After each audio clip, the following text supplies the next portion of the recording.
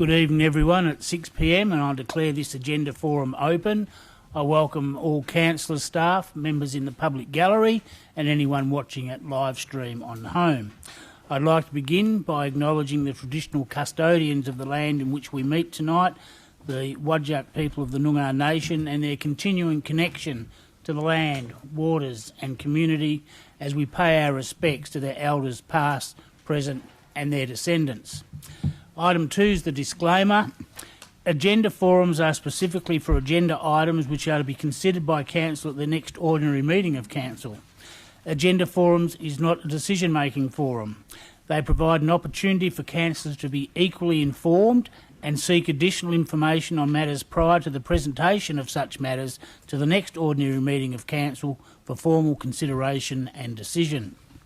Please note that this meeting is being live streamed. The recording will also be archived and made available on the Council's website after the meeting. If you choose to participate in the meeting during public question time or public deputation time, it is assumed your consent is given for the audio to be recorded. Please keep your comments respectful to the Council and other members of the community. Visual images of the public will not be recorded. Attendance and apologies. Councillor Kiley is on an approved leave of absence. Councillor Howlett is running late due to her work commitments. Councillor Prodovnik is attending via a Zoom meeting. Are there any other apologies, councillors or staff? No. Thank you. Item 4, declarations of financial proximity or interest affecting impartiality. Mr CEO, do we have any? Yeah, Mr Mayor, I have a declaration of interest from Councillor Zanino. It's in relation to item number 1311, the Baskerville drainage study. It's interest of impartiality, and the reason is 2 of the landowners are related to me. I also have a declaration from Councillor Johnson. It's in relation to item 4.8, the illuminated sign Rusty Boat. It's an interest of impartiality, as Councillor Johnson is a regular customer of the Rusty Boat fish and chip shop.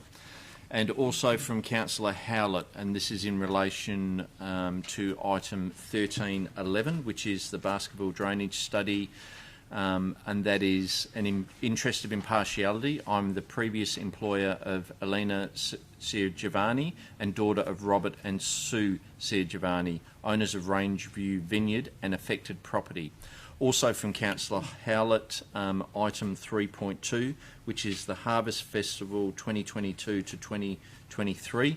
It's an interest of impartiality, as Councillor Howlett was a former committee member of the Swan Valley Tourism Alliance. Thank you. Are there any other councillors or staff? Being no other, we'll move on to item 5, public question times and questions relating to reports contained in the agenda. 5.1, questions of which notice have been given. There were nil.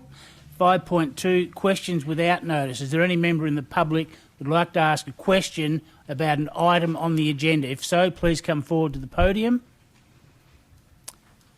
Thank you. If you can push the talk button, state your name and ask your question. Thank you. Good evening, staff, councillors, mayor and public. My name's Daniel Pisano. I put some questions on notice which don't appear in the minutes so far, but that's okay.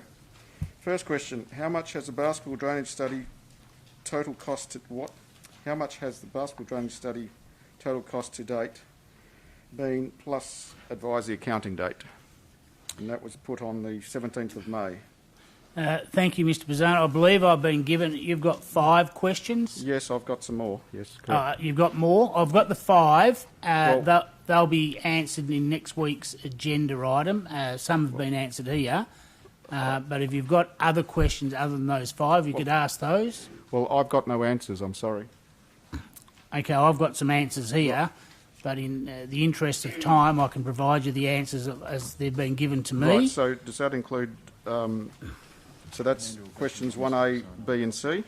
And Miss Albrecht's going to hand you the answers to those questions. Councillor Johnson. A question, Mr Mayor. The purpose of an agenda forum is for us to share information, so surely it would be better that those answers were read out. So we all need to be on the same page to have the same information. Well, That's why we're they're, here. they're Mr Pisano's questions if he's satisfied with the answers, but he's got additional questions. I'm just taking into fact I think I've got 15 or 16 people wanting to make deputations after question time, and I want to try and run the meeting in a timely manner. That's true, but it's a long-standing issue, Mr Mayor. I think that the Q&A would be quite important for council. Thank you. Have you got those answers, Mr Pisano? Yes, I'm just perusing them. I'm not happy with them. In terms of my first question, which is the only question I've raised so far, I actually raised that question in February of this year. So to have the response of the costs of internal works undertaken by salaried staff to prepare and deliver a report are not captured is a little poor, considering that Councillor Henderson said with a budget of $30,000. So how do you know whether you've exceeded it or not, and by how much? I'll take that question on notice, thanks, Mr Pisano. But you're asking about the drainage study. Correct. That may be different to internal staff costings. I don't know how many staff were on that particular project, or to, whether that includes answering your questions here tonight. No, if I can just clarify, the motion, if someone would be polite enough to read out the motion, said to do a study on XYZ with a budget of $30,000 for the staff to do the study with a budget of $30,000. Mr CEO. Through you, Mr Mayor, I'd have to take it on notice unless Mr Jaculana's got a response to that $30,000. So in terms of this study, there were staff members that did participate in works in it. Their exact hours were not tracked, but staff could potentially provide an estimate on those hours and also get back in due notice. Well, I find it rather odd, Mayor, that, as I said, I asked this in February, and I'm asking this again, and I find it odd that the staff don't log their hours, particularly when on this particular activity, this study, there was a budget set, and I'm sure Councillor Henderson will recall that. Sorry? You do. So you do recall that there was a budget set of $30,000. Fine, thank you. I find it poor accounting, Mayor. Well, thank you for that comment. Right, well, I will continue with the rest of my questions, if I may. Thank you. 1B, how much has been City of Swan internal cost? And 1C, how much has been external cost? And I think part of that has been answered, saying the internal surveying cost carried out by staff was $1,109. The contractor surveying cost was $4,500. The total expenditure to date is $5,600, which I find hard to believe. So that's just the addition of those two external costs. Well, internal surveying and contractor surveying, but no report writing and assessments and so forth. Anyway, that's fine. I'll move on to my other questions. Right. Is the CEO of the City of Swan the delegated authority for the Department of Water Environmental Regulation? Sorry. Yes. Delegated authority down, please list all. And the answer to that question, the City, the CEO and designated office have been delegated some responsibilities and powers under the Environmental Protection Act 1986. However, these delegations predominantly relate to noise management.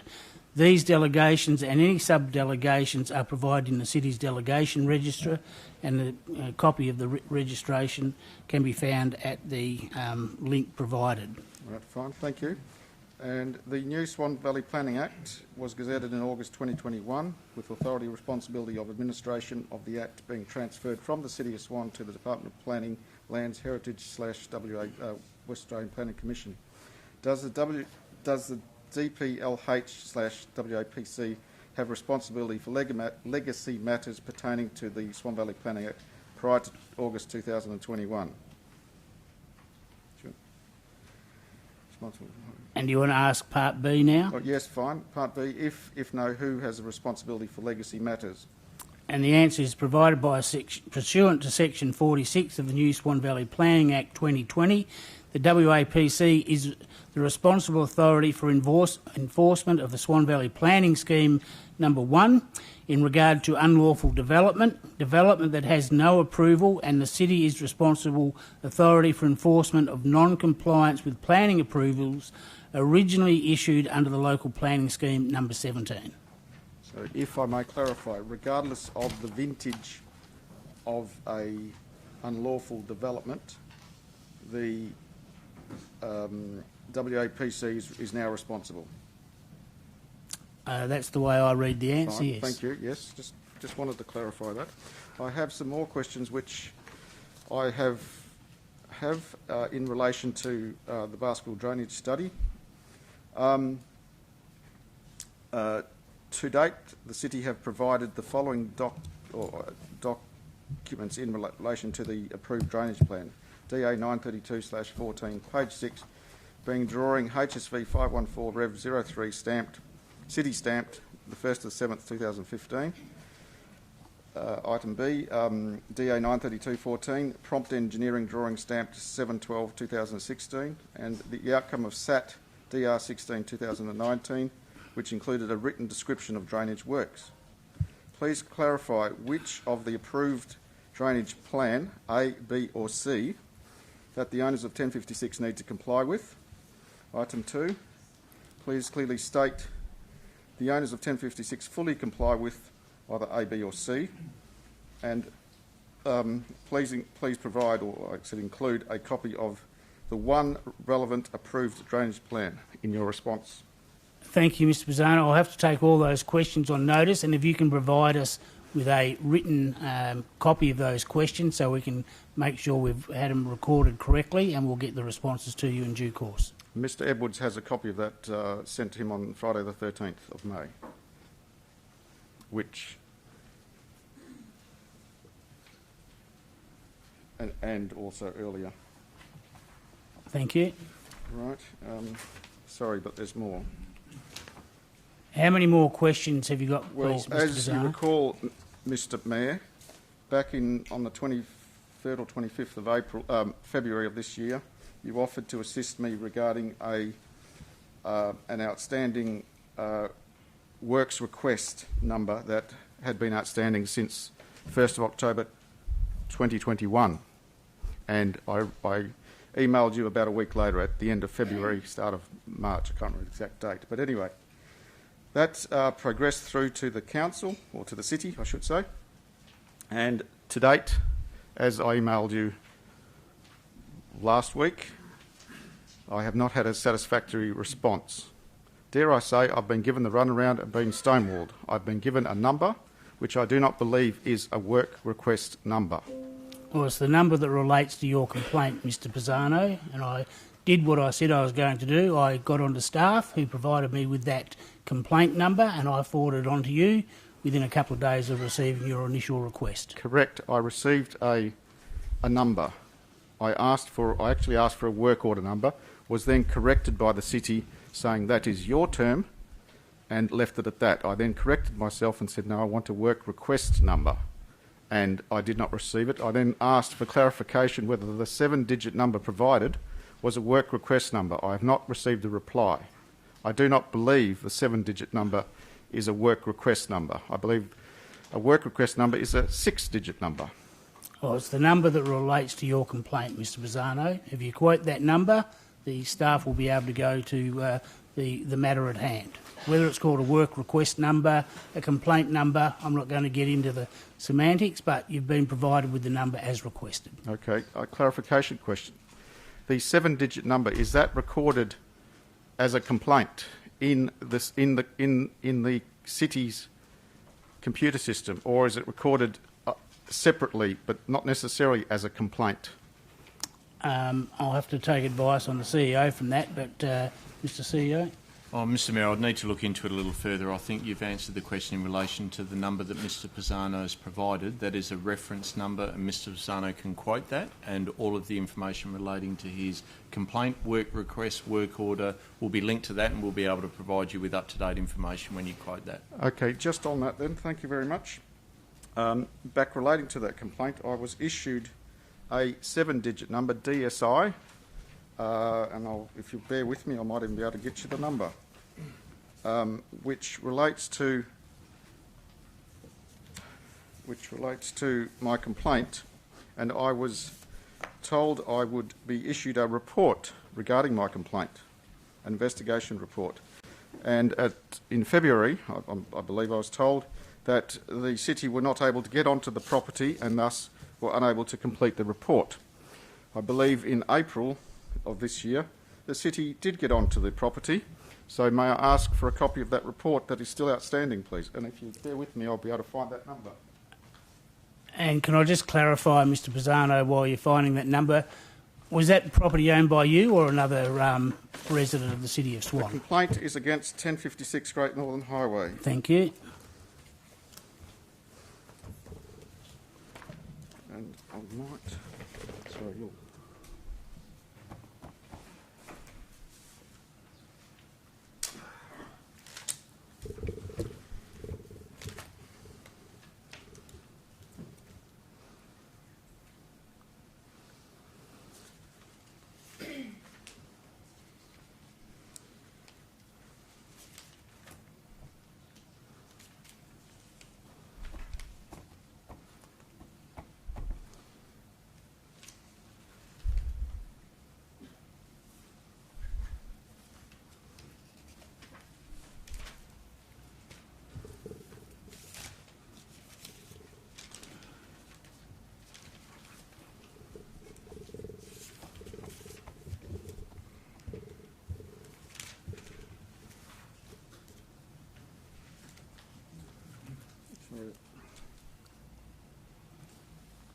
I'm sorry to be holding up the meeting, but this has been going on since October last year without any resolution.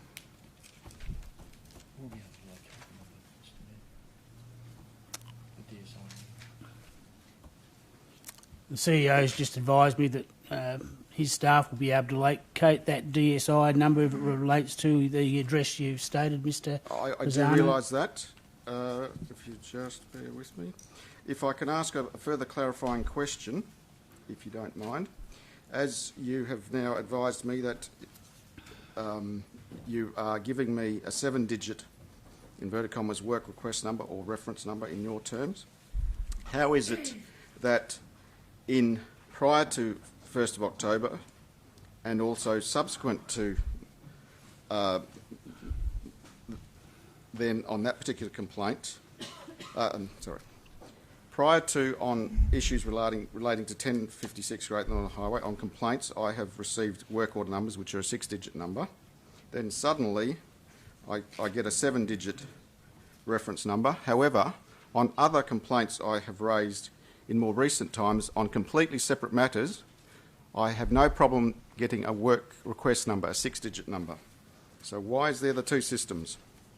Well, I have to take that question on notice because I don't know the answer.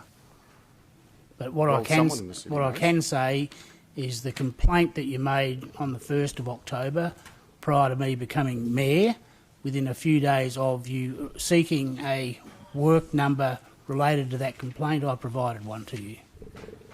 Right, I will further add that similar to me, at around the same sort of time, another party made a complaint to the city in writing twice and has been refused a work request number. Please explain why. Well, Details can be provided.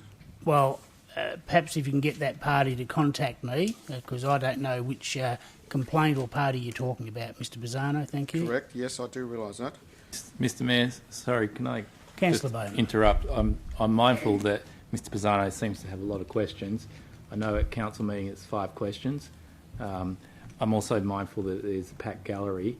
Can I suggest that perhaps between now and the council meeting, officers, and I'm quite happy to attend, any other interested councillors maybe, can sit down with Mr. Pisano. He can ask his questions then, just so, again, mindful of the gallery and quite a few other people tonight. It sounds something like I suggested 15 minutes ago. If Mr Pisano could give us his questions in writing, because we do have about 15 deputations tonight in the interest of time and efficiency. But councillors clearly indicated they want Mr Pisano to be able to answer or ask all his questions. So I ask Mr Pisano, how many more questions have you got, Yes, please? fine. Look, I will leave it at that. However, suffice to say that I have emailed you, Mayor, and previously the CEO across about a fortnight. I'm not you, Mayor, but I'm just saying the whole span has been a good fortnight and possibly longer. I have 18 questions there which have essentially not been answered. Well, you can put them in writing. They are in writing to you, Well- which I emailed to you, and you were in Sydney and then going to Melbourne, and you said you would deal with it when you got back. That's right. You are now back. I've just gotten back, and I thought that the CEO with the staff, and if you haven't had those questions answered in full, then I apologise. But sometimes researching the questions that you ask do take some time and considerable staff involvement. So when can I expect a full response to all of the questions, please? Well, I have to, before next Wednesday, Mr Pisano, because there's an item subject to your complaint coming to council next week. Yes, may I ask it be by close of business Tuesday so I've got time to look at it rather than at 4 p.m. on Wednesday? I'll ask the staff to see if they can comply with that. Right, thank you. Thank you, Mr Pisano. I'll ask if there's any other members in the gallery who'd like to ask a question about an item on the agenda. Thank you. Being no further indication, we'll move on to item 6, reports and notices of motion. And for information, there's 6.1 additional information from officers, Part A. Well, next week we'll need a confirmation of the minutes of the special council meeting held on the 10th of May, in addition to the minutes of the ordinary meeting of the council held on the 4th of May. So councillors, next week I'll be looking for a mover and a second of the special council meeting. Which now takes us on to Part C.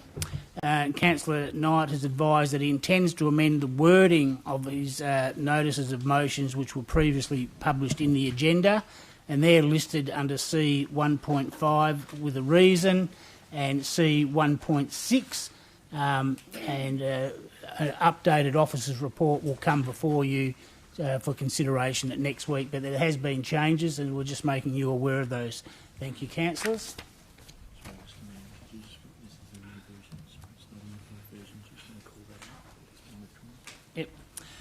In relation to item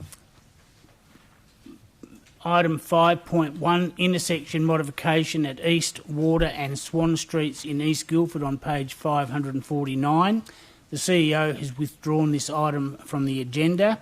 A reassessment of the construction consultation process and discussions with all ward members, the Mayor and the Deputy Mayor, and that resulted in that item being withdrawn from the agenda. Thank you, councillors. Which now takes us to item 6.2. So in accordance with the current procedures for public participation at agenda forums, all requests for in-person deputations and submissions of written deputations were required by 3 p.m. yesterday, Tuesday the 24th of May.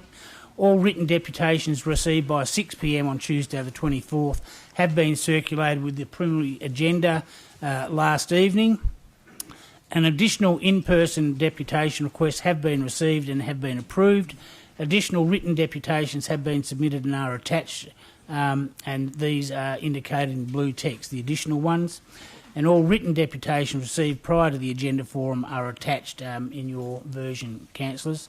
So moving on to in-person deputations, Part A on 13.11, the Baskerville drainage study. It's on page 16 of your agenda. First in-person deputation is Mr Daniel Pisano. Thank you, Mr Pisano. You have 5 minutes. Thank you, Mayor. Thank you, councillors. The comments I make pertain to the drainage issues associated with 1056 Great Northern Highway Baskerville, not the water from Great Northern Highway upgrade unless otherwise noted. I thank the councillors who attended the special meeting and those who also attended site, including Mr Edwards and Mr Van Lind in 2021. We are all, including Councillor Henderson, agreed that there is obvious and significant filling of land on 1056 Great Northern Highway Baskerville. Mr Davies of JDA Hydrologist said there is an average of 1 metre of fill across the whole property, being about 6 acres. On 10 May 2022, Mr Russell said he had not read the JDA hydrologist report. The fill equates to about 23,200 cubic metres, or about 32,000 tonne. In areas, the landfill is about 2 metres or more thick. This is about 6 times the 0.3 metre thickness permitted by the city's filling of land policy, POL C61. The city has confirmed there has been no application or approval for filling of land on 1056 Great Northern Highway. I believe the fill is also many times in excess of that permitted by the environmental protection regulations. The fill includes demolition rubble, clay and sand. The fill is believed to be from many unknown sources and unknown quality and unknown cleanliness. The unfortunate neighbours to 1056 have asked Mr Edwards, the delegate for the DWER, to report the excessive and unapproved filling of land to the DWER as an alleged breach of the city's policy. Mr Edwards has refused to report the matter to the DWER. Further, on 10 May 2022, Mr Russell said the city had insufficient evidence to prosecute the owners of 1056 implied for the filling of land. The city has much evidence of its own. The city has evidence provided by others, as now confirmed by Mayor Lucas from earlier times. The city has confirmed there has been no application or approval for the dam or modification to the dam on 1056 Great Northern Highway. The above-mentioned councillors and staff who attended site also acknowledge the filling of land and the drainage works are inappropriate and inadequate and causing problems for many neighbours to 1056. There were no drainage problems or complaints from Lot 5 Railway Crescent prior to 2013. No water from 1056 Great Northern Highway entered Lot 5 Railway Crescent prior to 2013. Since about 2016, significant amounts of water from 1056 flow across the boundary onto Lot 5 Railway Crescent. Per my complaints, which are not truly represented in the basketball drainage study, this occurs 3 to 4 times per year and water flows for about a month at a time. Please refer to the photos attached in the agenda that I believe the councillors have got. I believe about 100,000 litres, possibly more, flows across the boundary each year. There are 3 drainage plans and the city cannot tell me which is the applicable draining plan or if there is full compliance to it. On 10 May 2022, Mr Russell, ignore that bit, I'm out of time. Through Councillor Henderson's motion, the city is recommending the ratepayers' money be wasted correcting one ratepayer's alleged breach of the city's policies.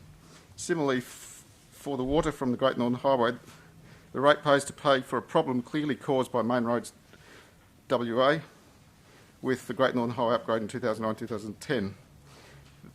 Again, there are no complaints on this source of water prior to 2010.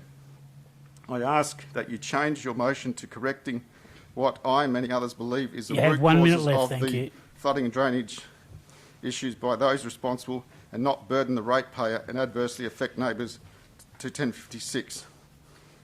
Namely, removal of unapproved landfill on land unapproved filling of land on 1056 Great Northern Highway, save for the approved buildings plus 10% around their perimeter, and restoration of the dam and drainage to that prior to 2013, save for the piped dam overflow directly into the state government drain. Finally, to prevent recurrence, I ask that the JDA hydrologist report and Amanda Butterworth report from Aldring and Associates be issued to all councillors and to me immediately. I request a detailed motion for a full, independent and public investigation into how the unapproved filling of land and associated drainage systems has continued for about 9 years, despite many complaints from many different people to the city. This is to include whether some staff were coerced or inappropriately overridden in their duties. Thank you, Mr. Has the city's Pisano. code of That's your conduct for 5 councillors minutes. and staff been breached? I believe an independent investigation is required. Thank you. Thank you, Mr. Pisano. That was your 5 minutes. Councillor Henderson, you have a question? Thank you, Mayor. Mr. Pisano, you said in your deputation just now that I had said that there had been obvious landfill. I don't believe I've ever done that. Others may have, but I don't believe I've ever said it was obvious. Are you prepared to withdraw that? Well, I will state that in about 2017, when you and I were there, as I put it, doing the now. Sorry, I'm just trying to catch my breath. My apologies. Doing the walkthrough. That's not showing the lie of the land and doing the walkthrough.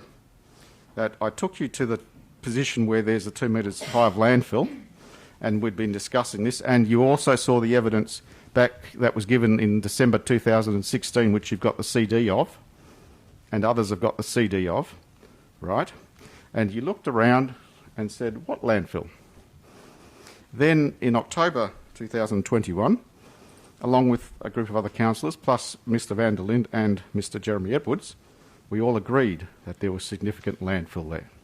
So I accept that you may not have physically stated that, I apologise, but you agreed. I just want that clarification which Right. you've given. Thank you. Sorry. Thank you. Councillor Johnson. Thank you, Mr Mayor.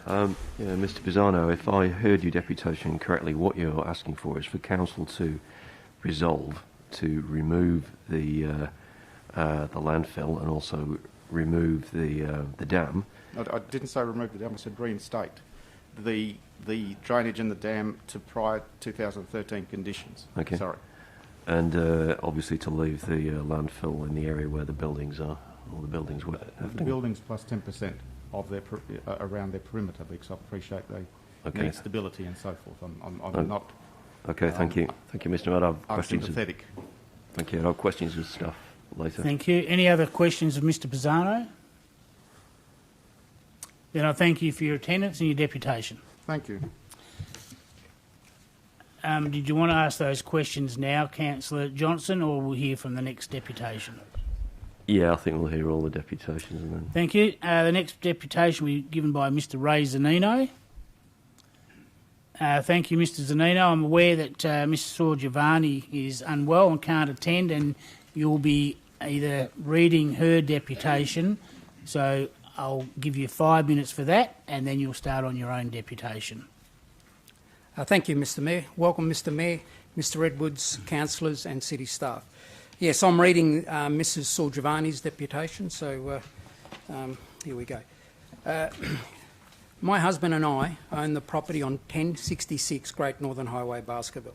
Our drainage issue will not be resolved by any of the proposals suggested in the Baskerville drainage study. Our drainage issue has been caused by our neighbour at 1056 Great Northern Highway raising the property by what has been estimated in the JDA Consultants Hydrology Report commissioned by the City of Swan in 2019 to be 23,000 cubic metres of unapproved fill. As part of a SAT mediation hearing in October 2019, it was agreed by all parties that the owner of 1056 would reinstate a drain along the northern boundary, which would allow natural water flow from our property to flow east and eventually end up in the drainage reserve on the western boundary of Lot 5, Railway Crescent, Baskerville. This drain has been blocked by the owner of 1056, causing water to dam our property for the last 6 to 7 years. At a meeting held on the 10th of May this year at the City office to do with the Baskerville drainage study, we were informed by Mr Russell that he had attended the property at 1056 at Great Northern Highway to inspect the drain, and that the drain in question had been reinstated and ready for us to connect into. This was a surprise to us, as we have been on the property many times in recent months and not seen any evidence of the drain having been reinstated. On returning home following the meeting, we went to take a further look at the drain, to which we could clearly see no evidence of any drain. I have provided a photo taken on the 24th of May, yesterday, of the area where the drain should be. Can Mr Russell please point out where on the photo showing the northern boundary of 1056 Great Northern Highway is the drain that he stated he saw in April, so we can connect into, as we would clearly love to ensure that our property will no longer flood, given the fact that the rain has already arrived. Now, I've got 2 photos here, and I believe Mrs Saw Giovanni did email those photos to the councillors as well, so I don't know if Mr Russell would like to see those photos. It's okay. Well, the photos, I will just show them. I'm aware of the drain. I live at the eastern end of the drain. There's clearly no drain there. That I've not observed Mr. Russell, the owner of 1056, ever do any work. I was part of the SAT hearing where it was agreed by us as interveners, that's in myself, the Sorgivanis and the Bucks, the City of Swan, to which Mr. Russell was in attendance along with Mayor Bailey at the time, and obviously the owners of 1056, that drain would be reinstated. Also, in that, just to add, the JDA consultancy report, there's a paragraph that the city commissioned JDA to investigate 1056 to clarify whether the drainage approval complied. And I'll read.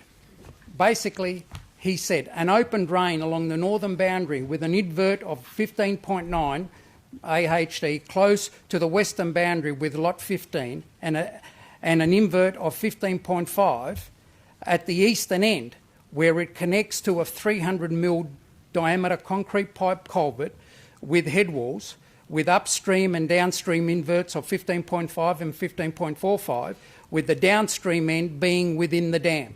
However, during my site visit on the 19th of the 8th, 2019, I observed that the open drain does not exist, neither does a pipe.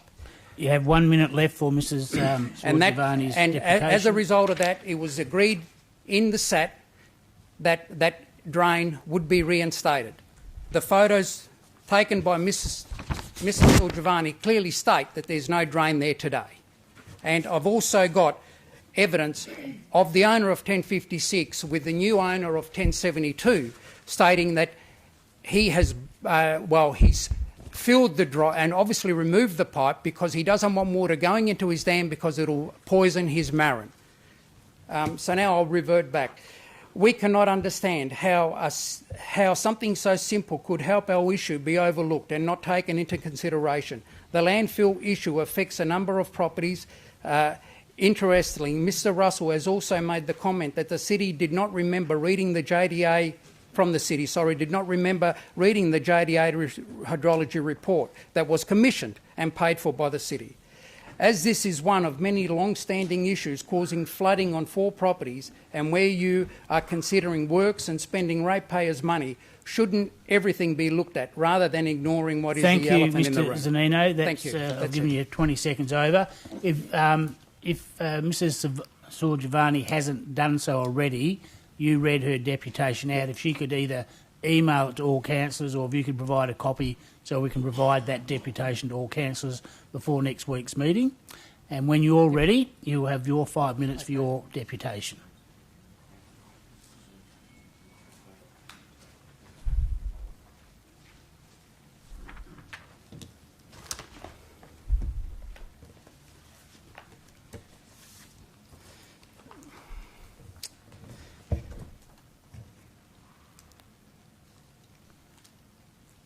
So Okay, now this is my deputation. Yeah, forget about the preliminaries and thank you. No, I'm not going to say hello again. I've already said that. Look, I believe that my issue is totally different to the previous 2 deputations. This drainage study needed to be separated because I don't believe the 2 issues should be part of the basketball drainage study. That is a legacy item and it's my view, I believe that the city has bundled this in to try and resolve their own failings. My issue is a drainage issue, and I'll read it if I can. Okay.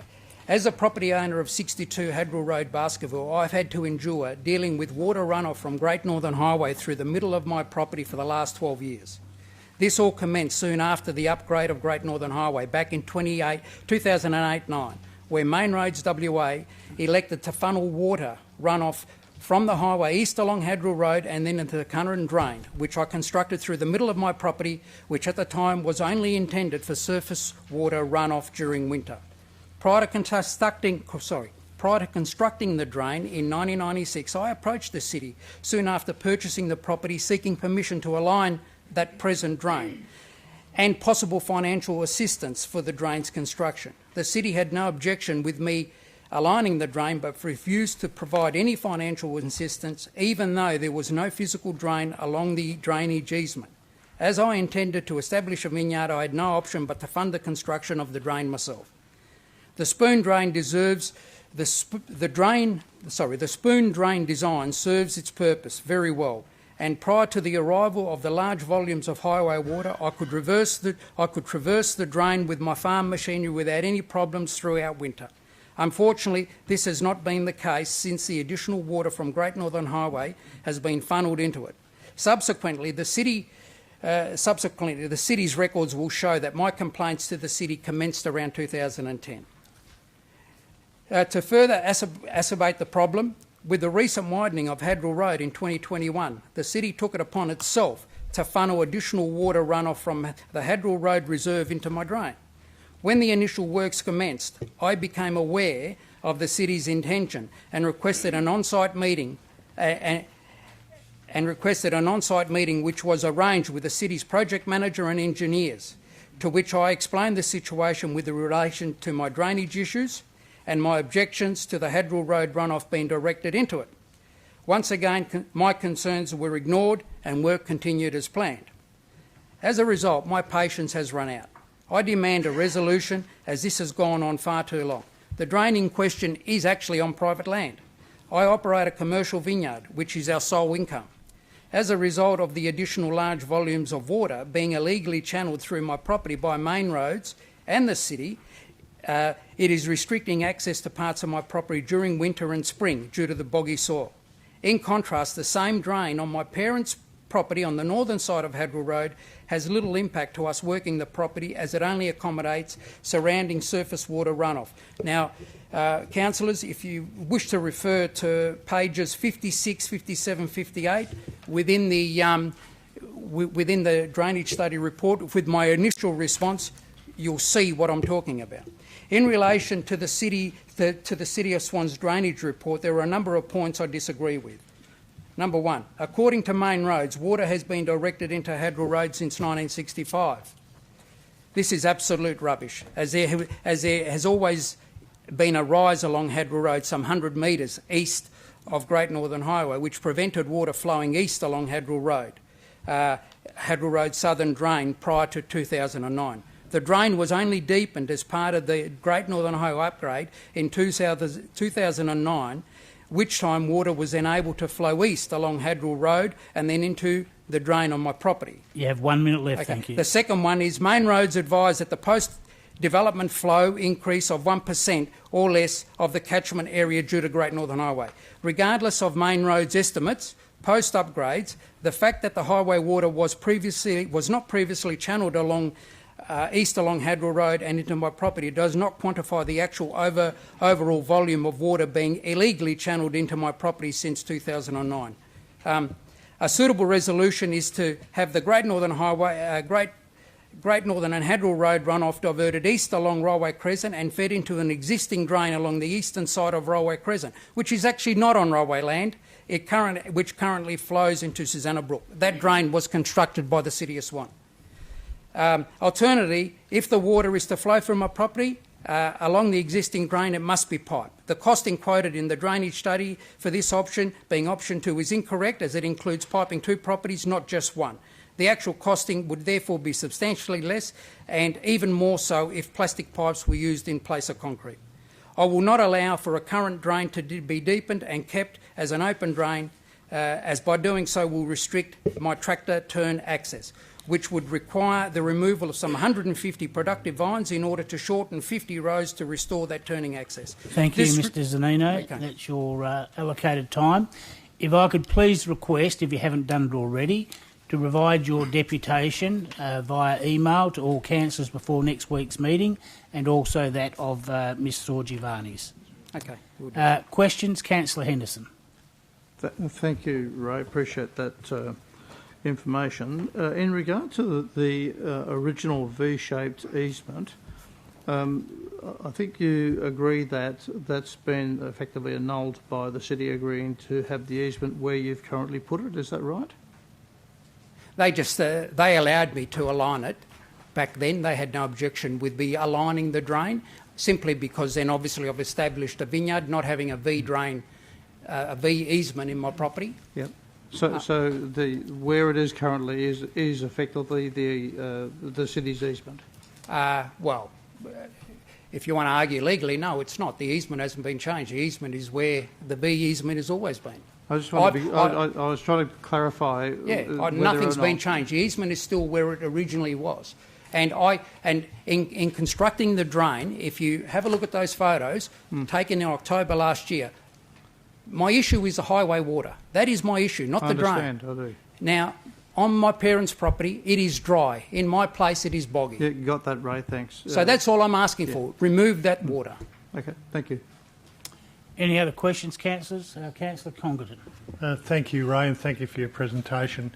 Could I ask you, for the purpose of those people listening online, there are 3 options noted in the agenda. Option 1, the improvements to the existing channel. And there is option 2, pipe the drain within the private property. And 3 was divert the stormwater drainage into public land. What's your preferred option? Well, my preferred option is to take it directly up to Railway Crescent and keep it in public land. You know, this removes this obviously runoff from main roads out of, 5, 6 properties? I mean, surely that's a simple, straightforward solution. The drain's already there. The cost of piping it through my place and then affecting 6 properties down there, or 5 properties in total, you know, the cost would be just as equal to run it 120 metres up Hadrill Road and then just plumb it into an existing drain on Railway Crescent. Thank you. No other questions, councillors? Then yes, thank you. None of Mr Zanino. Then thank you for your attendance, for your deputation, and if you can get those emails to all councillors before next week. Thank you very much. Councillor Catalano, question of staff. Actually, thanks. Does the water from Hadrill Road go into Mr Zanino's private drain? Yes, then there is drainage from Hadrill Road that goes into Mr Zanino's property through the drain. And was that negotiated with him? So there was previously a lot of negotiations between our staff and Mr Zanino, and Mr Zanino touched on it. Previously there was the V-shaped drainage easement, and then that was reshaped into the lineal drain, and city staff would have discussed that with Mr Zanino at the time. Did he agree to it? In terms of, did he agree? Did he agree to the water coming off Hadrill Road going into his private drain? Then I don't have that answer for you. I don't know if Mr Zanino wants Well, to answer. I think that's a very important question, Well, perhaps isn't you it? could ask Mr Zanino, who's come back to the podium. There was never any conversation. The first I knew of Hadrill Road water being piped into my drain was when the diggers were there last February. Okay, so you didn't agree to it? No, so you've I didn't got even water. know it was happening. I actually tried to stop it because of this drainage study. I said, what are you guys doing? all right, There's a okay. drainage study underway. So you've got water, there's water coming off Hadrill Road, the City of Swan in their works now, diverted into your private drain that you paid for. Okay, thanks for that. Thanks for clarifying that. Further question? Yes, the other question that I wanted to ask about was we've heard now from three deputies. We've got 2 deputies saying that these options don't solve the problem with the infill on Great Eastern Highway, and also that it doesn't solve the problem with the water coming off Hadrill Road. So what's going on? I mean, surely we need to have some separate solutions to this problem once and for all. Mr Jacobina? Sorry, so can you please just elaborate on your question? I'm just getting the impression from the deputies that there's 2 separate issues here. There's water coming off Hadrill Road, going into a private drain that the City of Swan is responsible for because Hadrill Road was actually upgraded by the City of Swan. I mean, that's not even talking about the Great Northern Highway, the main roads, but that's the City of Swan's responsibility. But then there's this other issue of infill. So how the 2 deputies are saying that the infill problem isn't going to be rectified by these proposed drainage works. So is it going to, are these 2 separate issues going to be rectified by these proposed drainage works, or not? Thank you, Mr. Pisano. The question is not for you. Yeah, so the drainage study that we have investigated and proposed these solutions will address the water that flows through to Hadrill Road down all the way to the Susanna Brook. So the proposed solution will address those. In terms of those other matters, in terms of the fields, in the study and also in the report, it was stated that this is a separate matter, not to be addressed by the drainage study. Okay, thanks. And you're still going to, the water's still going to go down the private drain with these proposals? So the water will still go down the drain through Mr. Zanina's property, yes. Even though he hasn't agreed to that? So there is a bit of background into it, which is covered throughout the report, and then that shows that there was an existing reserve to allow drainage water through Mr. Zanina's property, but then that reserve has obviously been realigned, as Mr. Zanina has stated, so it will be going through that channel. Councillor Johnston, do you have questions? I do, thanks, Mr. Mayor. My question, Mr. Mayor, I guess is through you to the planning staff. Is it within this council's power to resolve to request that the fill at 1056 Great Northern Highway be removed? And if it's not within this council's power, who does not have that power? Mr. Russell, thank you. Thank you, Mr. Mayor. In short, Mr. Mayor, no. And I think the earlier response to Mr. Pisano's question addresses this. By virtue of the promulgation and gazettal of the adoption of the New Swan Valley planning scheme under the New Swan Valley Planning Act, the responsibility for any existing unlawful development that wasn't the subject of existing planning approvals, the responsibility for compliance action with respect to those matters resides with the WA Planning Commission.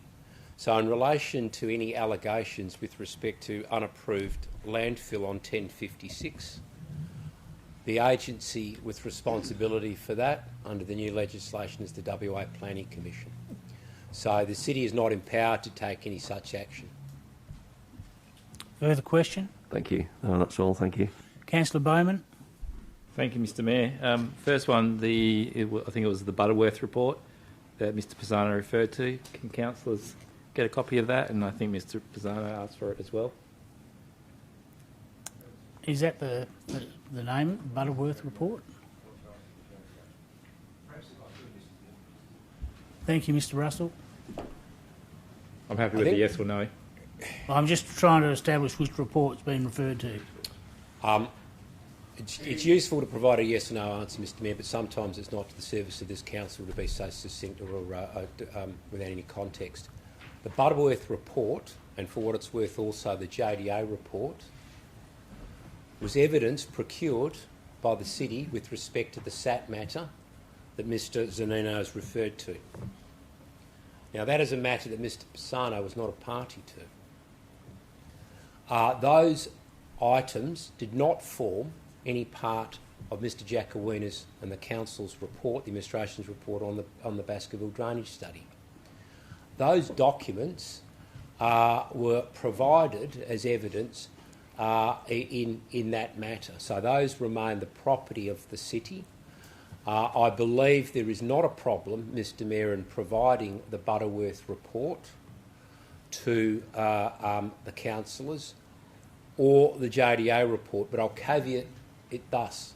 I would need to check with our solicitors who had carriage of procuring that evidence around the rights and obligations and restrictions that may exist around that material that was for the purpose of the SAT hearing before I provide that to any parties. And if I do provide it to parties, that if there are any caveats around how that material can be used, that those are observed. So that's the detail, Mr. Mayor. Thank you for that explanation, Mr. Russell. Councillor Bowman. So I'll move on from that one then. The compliance issues, WAPC. Am I correct in my understanding that there is some confusion and some disagreements between WAPC on compliance issues for the Swan Valley Planning Act and especially for retrospective issues? Through Mr Mayor, to the extent there might have been at the initial onset of the Act, I can tell you right now at the current time there is no such confusion or ambiguity as to who is responsible for what. The Act is clearly defined legacy issues, that is issues related to existing past approvals issued under Scheme 17 or earlier schemes remain with the City. Anything that wasn't the subject of a existing lawful approval issued under prior schemes is the remit and responsibility of the Commission, and we are crystal clear, the agencies, the Commission, the WA Planning Commission, but more importantly its administrative arm, the Department of Planning, Lands and Heritage, and the City are very clear on that. And final question, Mr Mayor. Thank you. It appears the upgrade of Hadrill Road as well as Great Northern Highway is the main contributing factor for the water through Mr Zanino's property. Would it be reasonable for this council, instead of us funding it all, which is the ratepayers fund, ask Main Roads for a 50% contribution, as it appears to be 50% of their problem as well? I believe it'd be totally appropriate for a councillor to move in that direction. Whether we're successful or not, I don't know. But in summary, councillors, there's no other questions. This is a complex issue. Different properties are flooding for different reasons, and I don't think there's one solution to fix everybody's issues. So we'll have to give due considerations for the deputations that come in writing from what you've heard tonight when we discuss the matter further next week. I thank all those people coming along to have their deputation on this item tonight, and council will consider, I think Councillor Henderson's got an alternative motion ready for next week, but it may be added to. Thank you very much for your attendance. Councillors, I'll just repeat, we'll be getting written submissions from Mr Pisano, Mr Sorgiovanni and Mr Zanino on that particular item. Takes us to the next item, which is item, and I'll welcome Councillor Howlett to the chambers. Your declarations of impartiality have been read out, so thank you. The next in-person deputation is item 2.1 on page 64 of the adoption of the Urban Forest Plan, and it's being presented by Mrs Diane Avino from the Bellevue Residents and Ratepayers Association. Thank you, Mrs Avino. You'll have 5 minutes, and I'll try and tell you when you've got a minute left. Thank you. Okay. Good evening, Mr Mayor, councillors, CEO and staff. The adoption of the Urban Forest Plan is momentous for the City of Swan, where no large-scale uniform street tree plantings have been undertaken for more than 20 years, other than by developers or MRA. This policy can change the landscape of the suburbs in the City of Swan, mitigate the heat island effect and greatly improve amenity amongst the benefits. But like with anything, the saying, the devil in the detail, applies. For example, did you know that the City Vehicle Parking Standards Policy landscape guidelines, which covers car parks, does not include the word trees? Most of us would have assumed that trees were mandatory in a car park, but alas, no. Therefore, developers can landscape without trees if they so choose because of the detail in this policy. So if the Council is serious about increasing canopy and reaping all the climate and other social and economic benefits of planting trees, then some detail in this plan needs to be clarified. Firstly, the action of preferably utilising a whole street approach means it's preferred but may not happen. Councillors, administrators must have a clear direction if this policy is going to have any legs. Decide to make it happen and remove the word preferably. Reading, utilising a whole street approach, and in addition, to make extra clear, continue where planting of verge trees is determined by the city and not by residents or owners, or simply add with no opt-out. The Bellevue streetscape upgrade showed that allowing residents and owners to dictate if a street tree was to be planted resulted in only approximately 60% or possibly even less of verges planted, plus time-consuming use of city staff resources, which equated to more money spent. I have emailed you a survey of 18 local governments' tree planting policies and 2 sample educational flyers which they use. Excluding City of Swan, it shows 13 of 17 local governments have a no opt-out policy. They have obviously found that this is the only way to achieve the best canopy increase in the most financially expedient way. Bellevue had been told that if you plant a tree where a resident was not keen, it would only be vandalised. This is not true. For example, there were 35 trees planted on the east side of Clayton Street in approximately 2017 as a gateway program without consultation, and none were vandalised. Even in the event if a small number were vandalised, there would still be a greater number of trees achieved in a uniform way with a no opt-out policy. The major cause of failures of planting is lack of summer watering during the first few formative years, which is due to city procedures, not residents. Further two details which need amending are in the targets and KPIs. The number of trees planted by the city and development industry must be recorded separately, not together as indicated in the draft. You must be able to quantify how many have been planted by the city alone to be relatable to the budget allocation. An addition KPI of importance must be the recording of failures and reasons which will show the net number of trees alive and should lead to the correction of any procedures that have caused the failures. We all know that the number of trees planted comes down to money.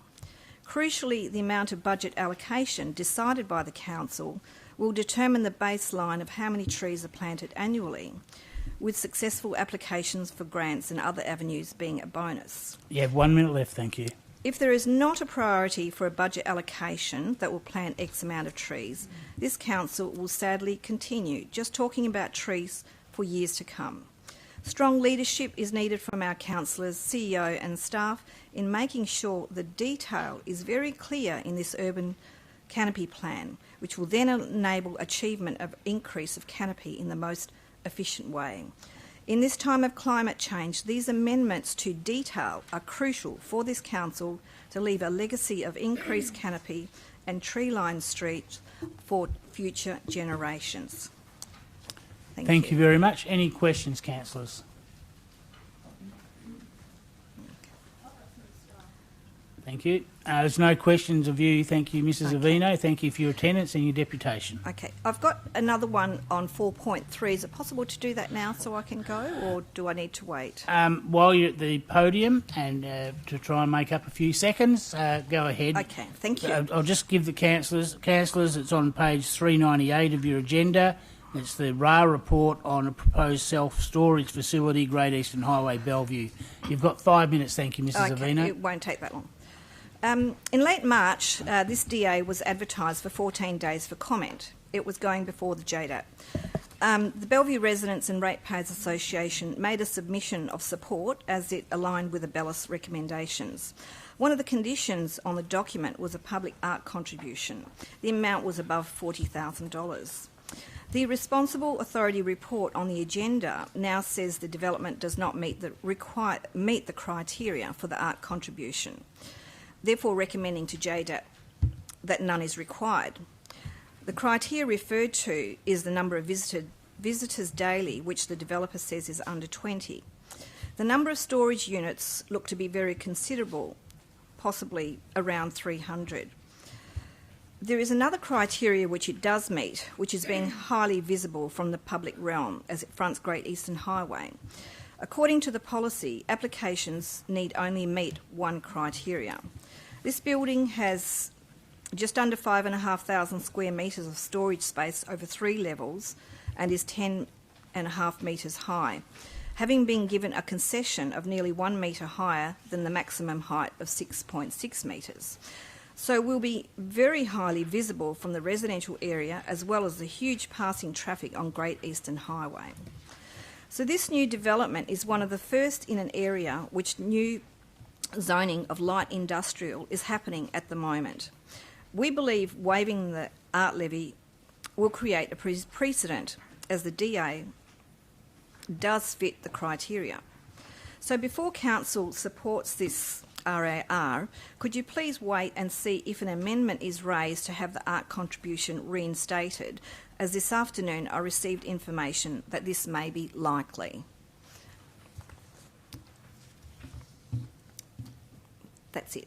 Thank you. Thank you. Questions, councillors? Councillor Johnson. Question for staff. Oh, thank you. Any questions of Mrs Ovino?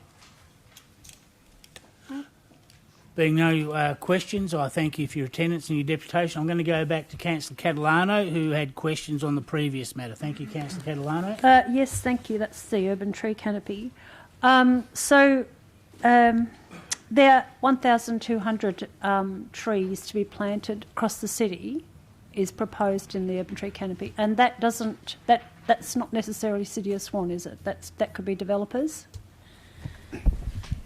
only. Mr. Van der Mr. Linde. Mayor, through you, the 1,200 trees referred to as street trees planted by the city. Okay, but it doesn't say that in the document, does it? If it doesn't, that's the intention, definitely. I'll just make sure where it's stated. Now, the other thing is, I must say,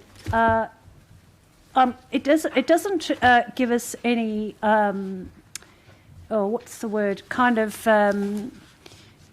operational kind of guidelines in terms of how this is going to be implemented, in terms of the studies and the assessments and, getting these trees put on some kind of, there's no register, but, identified and all this kind of thing. So when is all that detail going to be made available to the public, which is not only, ordinary people, but also developers and to the council itself?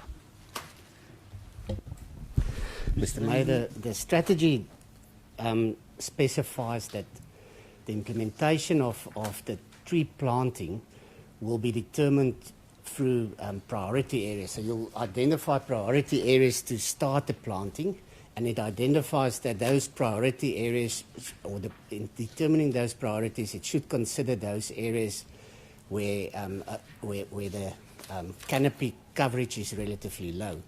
Now, in terms of how it operates, the city in our operations section is already prioritising planting areas, and for the next financial year have prioritised areas and are busy preparing planting programs. So I don't know if Mr. Jacowina may have more information on how that process works, as this is obviously an implementation that goes across various business units. But in short, the intention is definitely to prioritise those areas and then identify through the normal business planning and budgetary processes where those plantings will be done in the next year. Look, let's just go to page 77, right? Let's be specific. And page 77, if you look at N1, it says, implement policy changes through planning, building and land management and infrastructure. Conserve open spaces, natural vegetation and bushland, protect waterways through land management practice. That's just 3 things I've identified, but there's like loads of things like that. But when is this going to happen? When are these policy changes going to happen? How are these policy changes going to happen? Because it's one thing to say it's where is the schedule of events that's going to happen to actually bring these things into fruition, for these things to happen,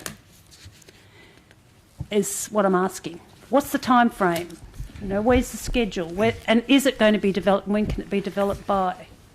Mr. Mayor, the reference on page 77, at that point in the strategy, that is the strategic framework that is discussed on page 77. If you then go to page 116, there's more specific strategies and actions that flows out of the strategy itself. In terms of tree planting, as I've said earlier on, those details will be determined through the business planning process each year for the year to come.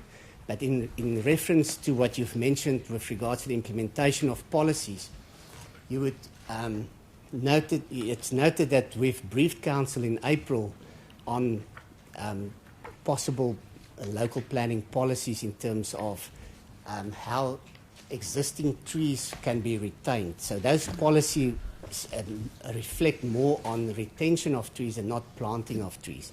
So that local planning policy is being prepared, and that will determine specifically the council's policy on how to retain trees when new development is proposed. So those are two different issues, but that's how they will be dealt with. So really it could be any time, or it might not happen for another few years. I mean, I just don't get the sense of when these are going to happen. So we've had a briefing in April. We've had some guidance from council on how to progress that policy. That policy is being prepared at the moment, and will come to council before the end of the year. That's as per the council guidance that we got in April. Okay, and that policy is going to cover all of these policies that, you know, these different things that have been determined or identified. So that policy will specifically address the retention of existing trees. So because the urban forest is not only about planting trees, it's also about retaining trees, and to get a balance between those, you use different tools to implement it. The policy will be the tool in terms of which you're going to use to look at retention of trees. Okay. Thank you. Councillor Howlett, you are next. Thank you, Mr Mayor. I think you might have answered my question. Oops, stuck on there. I think you might have answered my question, Leon. It was very similar to, it was about retention of existing trees and habitat. So that's going to come through that policy. But I just wanted to ask, in the policy that you're discussing that's separate to this, permitting non-native established trees to be part of our canopy as opposed to them not being endemic and therefore considered a pest and chopped down. So is that something that's covered anywhere under this policy or the... Thank you. Mr Mayor, yes. In general, if you look at in this strategy, there's a definition of what the urban forest consists of, and the urban forest definitely specifies that it's not only about native trees, it's other non-native trees as well. With regards to the policy, the retention of trees, what the guidance from council was that we use data. We will have a survey of data that will be obtained through digital surveys that will identify significant trees. So the definition of that significant tree would be a tree that's got a canopy of a certain, well, it's a height of 3 meters and it's got a substantial canopy that provides shade. So we'll have a map that identify all those trees throughout the city, and the policy will essentially say if you want to develop and that tree is on that map, then the policy will kick in and you will have to address specific criteria on when you develop that site. So, for instance, if you subdivide your lot or want to extend your house and there's a tree in your backyard that is on that list or on that map, you will, in the first instance, the policy will probably say you have to retain it, but if you remove it, there will be certain things that you have to then comply with. So that's how that will work. So it's important to note that obviously up till very recently to prepare such a map, you would have had to survey each and every tree and get coordinates for it, but there's technology available now that becomes more available, which the city is investigating with Landgate that actually provides that information digitally through infrared photography. Thank you. And I'll just, if you're just sorry, Mr Mayor, just to finish, I'll email you specific questions, because if I want to know how this could relate to something like Bennett Brook, when we lost all of those trees that were non-native or cleared out. So I'll email you separately about that. Thank you. Thank you. Councillor Bowman, you are next. Mr Mayor, we all know it comes to budgets for everything, so just a question I've got. I think last financial year we planted 1,254 street trees. What's the budget this year and what's the proposed budget next year? And if you can't answer it, I'm happy to take it on notice. Mr. Giacovino, have you got an answer, or we can take it on notice? Oh, yeah, then I have an answer. So this year, throughout, there's 300K specifically put to tree planting programs, but there are additional capital work projects such as roads where we're duplicating, and there's a portion of that which includes planting of trees. But if you look at just the street tree, there's 300K, and for next financial year, then that component's 320K. Thank you. Councillor Knight, you are next. Thank you, Mayor. One question is, what about the rural? I don't see that mentioned here in the report. What are they deemed to have enough trees already? Mr. van der Linden. Mr. Mayor, this is specifically an urban forest policy. The rural areas, clearing of rural vegetation or vegetation in rural areas are dealt with through the Department of Environment's legislation, and that is sufficient at this stage. I mean, it will be impossible to apply this type of policy in a rural area to this level of detail. And can owners in rural areas request trees from the City of Swan if they're over a certain size? Definitely they can. Thank you. And another question, it's important also the placement of the trees, and we've got a lot of traffic islands and things that are currently bricked over. So would it be considered that we might be pulling these bricks up to plant trees in them across the city? Mr. Giacovino. Yeah, so during the planning works, then we will consider the streetscapes. We'll try and pick, the low-hanging fruit first. But once we get past those ones and there are established verges that have brick paving, the city would consider potentially removing some of that paving to fit trees. Okay, and when you roll out the program, I mean, is it going to start like in the lowest canopy areas at the moment, lowest percentages? Would that be the logical starting point? Yeah, so city staff are considering the lowest areas first, but we're also looking at all areas around the city of Swan to try and find those areas where we will get the best bang for the buck. And finally, I'm just not clear about the budget. Are we 1,200 trees? I thought it was $800 a tree. That's nearly $1 million in street trees, to plant street trees. Is that right? 200? 200 a tree. Depends on the tree and the size. Yeah, so the value of the tree can vary quite a lot. In the briefing presentation, we had a number of examples, starting at $2 for tube stock, all the way up to $1,500 if you have that significant verge works to occur. Yeah. Okay, thank you. Councillor Johnson, questions on this item? Yeah, I've got a couple of questions on this item and a question about the RAR for the storage in Bellevue. Just a minor detail here. Are we likely to be planting trees in such locations as Great Eastern Highway in Midland, which is controlled by main roads? Is that in our scope or out of our scope? Mr. Giacovino. Yeah, so the city will look at roads which the city are responsible for first, but there is scope to obviously allow to investigate those other areas as well. Okay, thank you. The other question really is just elaborating another question that was put earlier. As I understand here, we've got an urban forest plan. A policy is going to be developed. Will there also be, I'm just confirming there's a hierarchy of documents here. Will also be a management practice and work instructions. So the urban forest plan is a high-level document that will then inform the more detailed documents as we progress into the actual work practices. Is that correct? That's my understanding. Thank you. Any other questions on the urban tree canopy, councillors? No? Then, Councillor Johnson, you had a question in relation to the other item, the self-storage.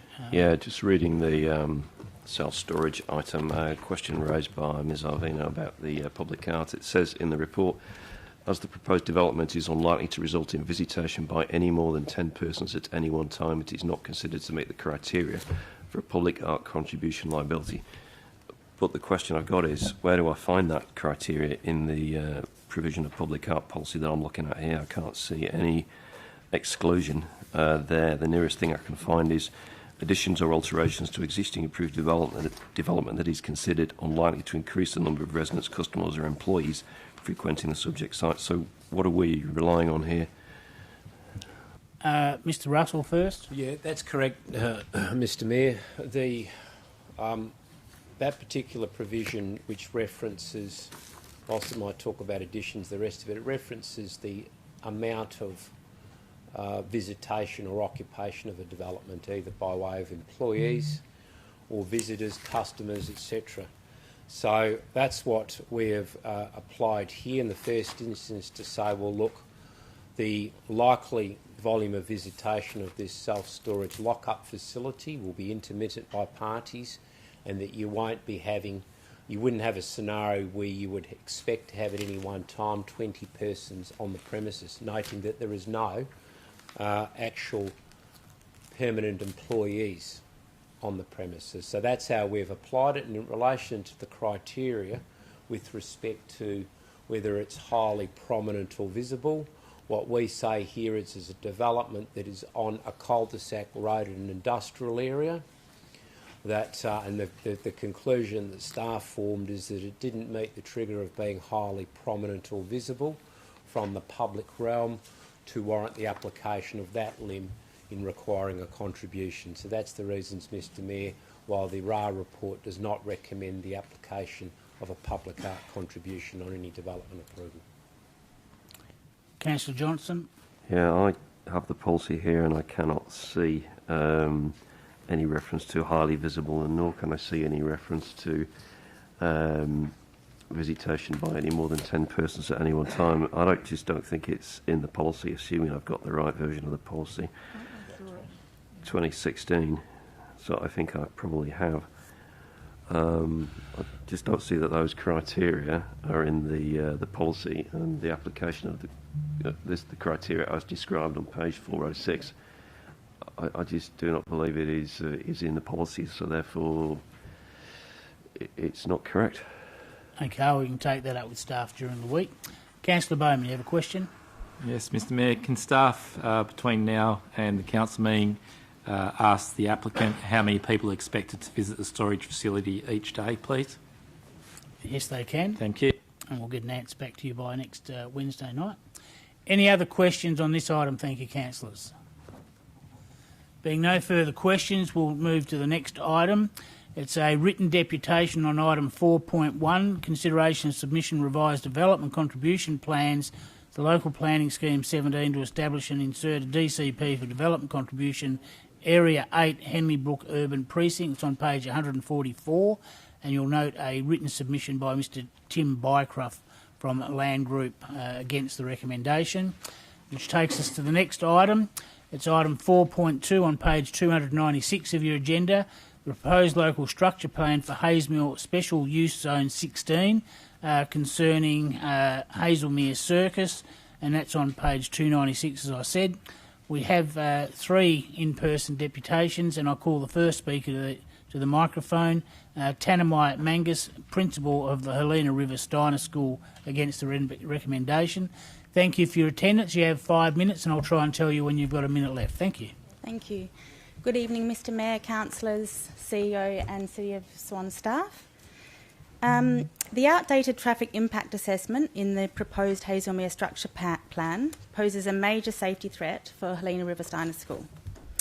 A heavy vehicle road proposal for Hazelmere, which threatens the safety of Helena River Steiner School staff, students and parents, incorporates an outdated traffic impact assessment made before the City of Swan approved our school's development. The traffic import assessment report, commissioned in June last year, makes no mention of our school, Helena River Steiner School, to which the City of Swan on the 6th of October last year granted development approval for an educational establishment at Lot 13 Stirling Crescent, Hazelmere. The existing proposal threatens the safety of our students and staff and considerably detracts from the amenity of our school and the street, and also that of our residential neighbours. An up-to-date TIA that takes these significant factors into account is essential before the Hazelmere structure plan can be properly assessed. We urge the Council to follow fair and appropriate procedure by rejecting the current proposal so that a new TIA, which accurately reflects the impacts of our school, can be carried out. In our proposal, our development proposal for a school of up to 200 students, Helena River Steiner School's own traffic impact assessment advised that some students would be walking to school along Stirling Crescent, some would be cycling, and some would be dropped off by their parents at the kiss and drop right on the street front. Acting locally and supporting energy conservation are part of the Steiner ethos. The existing TIA has no mention or acknowledgement of the above, and in fact contends that in general, industrial estates do not attract any significant level of pedestrian and cycle traffic, and the Hazelmere industrial area is no different. Other than a native nursery and community centre on the corner, Trillion Trees, all the blocks on Stirling Crescent West, other than our school, are currently residential. They cannot be treated as industrial. Helena River Steiner School became a major stakeholder in the Hazelmere area once our development was approved in October 2021. Yet, until alerted by neighbouring Trillion Trees of the heavy vehicle road application in late December 2021, we had not been made aware of this proposal or officially asked to comment. The prospect of a heavy vehicle road terminating directly in front of us is a horrifying one, and our school urges councillors to give us a fair go in examining reasonable alternatives. And I just also have to say that it doesn't make sense whatsoever. If the purpose to create an entirely new road to bring heavy vehicle traffic, which is generated from the lakes area, there is already Bushmead Road, which is an industrial road, and that's where the traffic should be focused on, just going Bushmead Road and onto Roe Highway, from where they can go north, south, east, west, everywhere. Thank you very much. Thank you. Any questions, councillors? Being no questions, I thank you for your attendance and your deputation. The next speaker from the same item is Mr Robert Gilman, a teacher at the same school. Mr Gilman here, thank you. You'll have 5 minutes and I'll try and tell you when you have 1 minute left, thank you. Well, as is appropriate, the principal has prepared something much more formal, appropriate than I was going to do. I would like to say that the City of Swan has a very proud history of fostering private schools. There's Guildford Grammar, there's LaSalle College, there's Swan Christian and Swan Lee when there was when it was still around. And this is the next generation of private schools. When I was working in Denmark, 15% of the school that I worked at were people who came down from Perth, were looking in that area and chose to move to Denmark because of our school.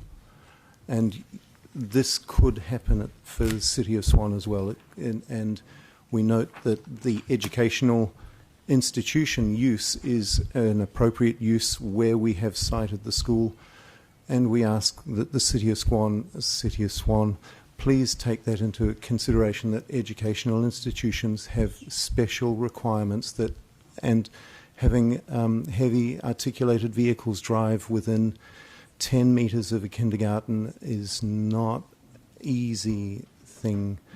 So then when we look at the response that the planning staff had to our to my submission objection in December, we note that you haven't even given us the honour of giving us the correct school name, and your response is, sorry, you're just going to have to put up with it. There is no mention of anything, any special provision for the fact that there is a school there at all. In sub-precinct 2, you say that when people will develop sub-precinct 2 at the northern end of this thing, there will have to be special transport arrangements so that vehicles can get off sub-precinct 2 onto the distributor road. On our side of the road, which is directly opposite it, you say, tough, you guys just do it, all right? Just do it. And I'm sorry, I feel very disappointed that the planning department can, not even give us the honour of calling our school the correct name, and not take into account that kindergarten children and heavy articulated vehicles are not compatible. Thank you. Thank you. Councillor Johnson, you have a question? Yeah, I've got a question now. I just want to confirm the location of the school, and I don't know if you've got a copy of the agenda, but on page 312, so that councillors can understand where it is, top right, there's a bit of annotation here that says proposed to be renamed west of Great Eastern Highway Bypass. I'm just using that phrase there because it's there. That is the location of the school. Okay, so if you see that right angle corner, yeah, the end of the right angle corner is right on the school boundary. So I think that's so we're going to have heavy articulated vehicles slow down and speed up to go around that corner. In that exactly location? there. Okay. Yes. The council's is in that location. Just there. Thank you. So that right angle corner is a huge issue for our school. Any other questions, councillors? Councillor Howlett first. Thank you for your deputation. Just wondering what the population of the school mix is looking at. You're going to, it's pre-primary up to years high school? Yes. Okay, and we're planning for 200 students. Okay, thank you. Any other questions of Mr Gilman? Then thank you for your attendance and your deputation. And Councillor Catalano, you got a question of staff? Oh, yes, I have. So I just wondered, when did this idea of this Eric Lumsden Drive, when did that start being floated about? Are you aware, Mr Russell? You need to take it on notice. No, thank you, Mr Mayor. I can't speak to the naming in the applicant's plans of the Eric Lumsden Drive, so I'm not here to comment that the city has supported or assumed or decided that any such road is called Eric Lumsden Drive. But in relation to what the report refers to as the distributor road or north-south access road, that, Mr Mayor, has been articulated in the long-term and comprehensive strategic planning for the Hazelmere, this part of Hazelmere, this precinct, ever since the council, some more than 10 years ago in the West Australian Planning Commission, adopted formally the Hazelmere Enterprise Area Structure Plan. And this particular spine road was a very specific development provision and aspect of the precinct identified under that plan. So it's been in the adopted formally through the comprehensive planning process for more than a decade. Okay, more than a decade. Okay, so it's pretty old. So just getting on a little bit further, what does it do? Because I can't see what it does other than drive heavy vehicles around in a big circle in Hazelmere. So do you think you want to just tell us what it does? Through Mr Mayor, I think Councillor Catalano has hit the bullseye. That's precisely what its intention is and precisely what its purpose was articulated in the transport planning facets of the Hazelmere Enterprise Area Structure Plan. Okay, so who's going to build this road, this distributor road? The city, Mr Mayor. The city, and how much that's going to be ratepayers are going to be paying for this distributor road? I imagine it's four lanes, 2 lanes. How many roundabouts? 3 or 4? Through Mr Mayor, I can't speak for all the technical specifications, but it's quite right. The properties within the Hazelmere specified area road or special area road, I never get the terminology right, Mr Mayor, they will be paying for it. In actual fact, they have been paying for some time towards various works which will also include this road. So will ratepayers be asked to pay extra into this? I mean, if it's been paying for a long time, then obviously what they've actually paid in is never going to meet the costs of this road now. So are ratepayers going to foot the extra costs? Through Mr Mayor, I wouldn't be bold to pronounce that the monies that the city has been collecting won't actually pay for the cost of the road, and I'm not in the rate section, but we have been charging, as I understand it, for various works for some period of time in a defined rate, and the intention, as the council well knows, of a specified area rate. It's only the properties with subject to that specified area rate that pay, and the purpose is that they pay and not others that may not receive the benefit of the infrastructure. Okay, so do we have any costings for this road? Do we know how much it's going to cost? Do we know how much we're going to bring in from the structure plan, these people that are adjacent to this road that are going to be developing? I noticed, Mr Mayor, and I'll confer with my colleague, Mr Jacowina. Okay, good. That'd be great to have that by the next meeting. Thank you. Sorry, may I ask one question?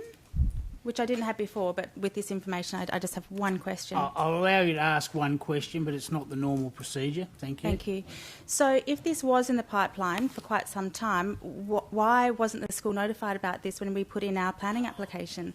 We chose this piece of land because it's beautiful. It's on the banks of the Helena River. It's tranquil. We always knew that we may have Stirling Crescent continue along to the proposed Lloyd Street Bridge. So we understood that there would be probably an increase of residential traffic, but there's no way that we were expecting to have heavy vehicles coming straight past our kiss and drop and the noise, the pollution.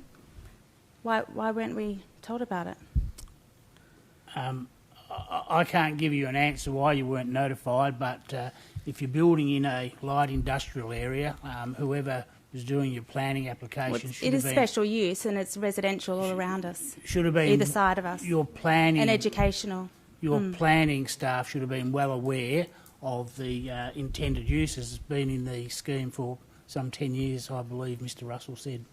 Through Mr Mayor, I'll respond to that. I can say very succinctly, when I met with Ms Magnus and her planning consultant, I very purposefully took them to the very particular precinct provisions in relation to this land that they were proposing to locate on. In fact, from recollection, provided a copy to their planning consultant, and it is clear as day, Mr Mayor, what the precinct plan proposes, and that you can't miss the fact it talks about a north-south road. When you say planning consultant, do you mean our traffic consultant? From my recollection, Mr Mayor, I'm talking about Mr Irwin, who was engaged by the school and met with me shortly afterwards, after them being rejected for the site up here in Woodbridge, and we're looking at this alternative location. Thank you. Thank you. Councillor Howlett, you had a question? Thank you, Mr Mayor. Tanner Meyer has actually asked my question, which was why wasn't this made known to the school when they were going through their process of application, so it's been answered. Thank you. Thank you. I'll now call on the last speaker, which is Angela Haymans from Trillion Trees. Angela here? No?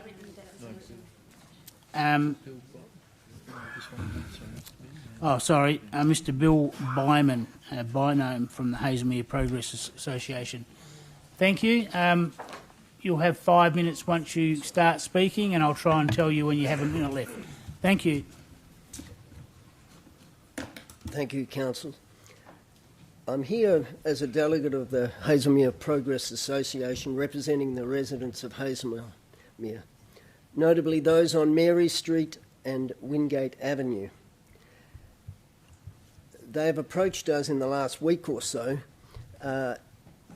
indicating that none of them, particularly Mary Street and Wingate Avenue, to our knowledge, were notified of the proposal that was just discussed.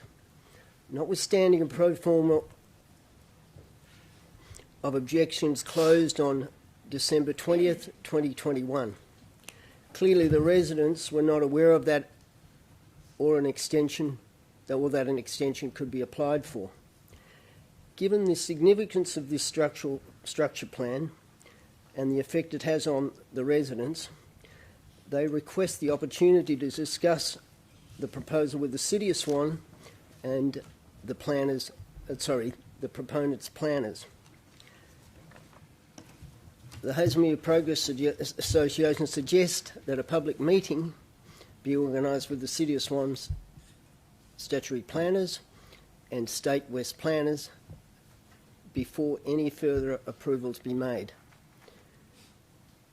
We'd also like to follow up that was already raised in discussion, that the naming of Eric Lumsden Drive, as suggested by Mr Russell, is not formally the name of the road, but the residents have indicated they would like to have some impact on the naming, given that the significance, if this goes through, of the history of Hazelmere.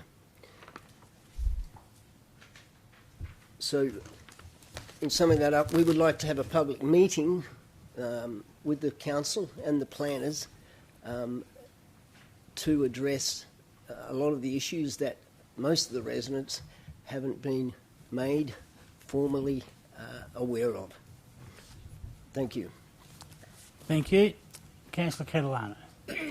Yes, thank you. Hang on a second before you go. I just wanted to have a word with you. Mr Bynum, you've got a question from Councillor Catalano, I believe.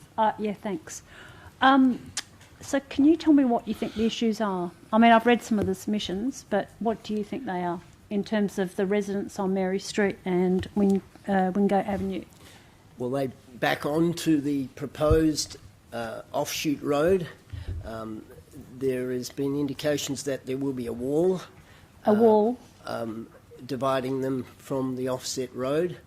They've expressed concern about the public open space and the small area that has been proposed of that public open space.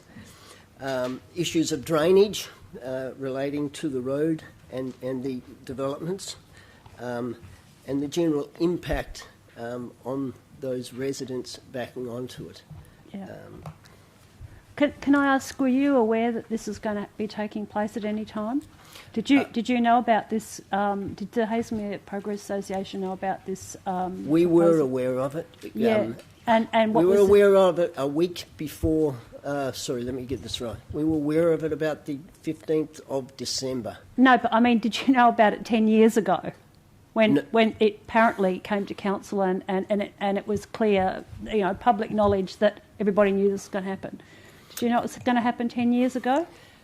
The 2010 Hazelmere area management strategy. Yeah. We were aware of it. Notwithstanding, from a personal point of view, a lot of that which was in that 2010 strategy is actually obsolete for Hazelmere. Okay, what kind of things are obsolete, do you think? The development strategies put in place at that time. Yeah, and such as? Relating to Hazelmere? Yeah, the things that you think, things that you think are obsolete. Oh, there were things put there with regards to buffer zones. Okay, and did they happen? And that relates specifically to the proposal that's been put. There was supposed to be a buffer zone between the residential and the industrial development. Did it happen? Well, this particular proposal is in conflict with that. That's the end of the buffer zone, isn't it? This road is the end of the buffer zone or not? The properties of Mary Street and Wingate were supposed to be buffers between the ones inclusive of this proposal, were supposed to be a buffer zone to the industrial. Now they're being included in that. Okay. That's one example. Others, yes. I'm here specifically talking about this particular proposal, but there's quite a lot of others of that 2010 proposal that are obsolete. Okay, so this particular structure plan then, is that basically encroaching on that proposed buffer zone that you were aware of back in 2010? Yes, because the buffer zone said that it existed on the properties and they were not to be developed because they're a buffer zone between the residential and the industrial. All right. So does it effectively mean that there is now no buffer zone between... The way I read the proposal, yes. Yeah. Okay. All right. A wall. Sorry, a wall. There's a wall, but there's no buffer zone. Well, it's gone. Planning says there's a wall, so that's their buffer zone. No, but your idea of the buffer zone that you originally had 2010... Not my idea.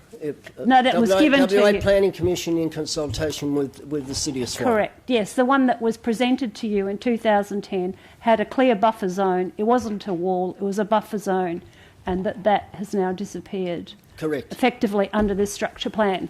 Correct. Oh, okay, yeah, great. Okay, thanks. Thank you for that. Any other questions, councillors? Councillor Parry. I'd like to ask Mr. Russell's opinion as well on this matter as well, if that's okay.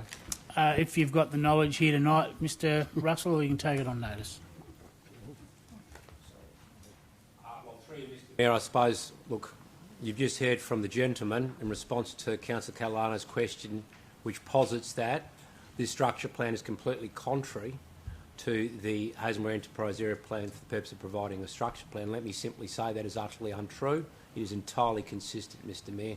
The report will state that, and I'm happy to elaborate with any councillor that wants to discuss that.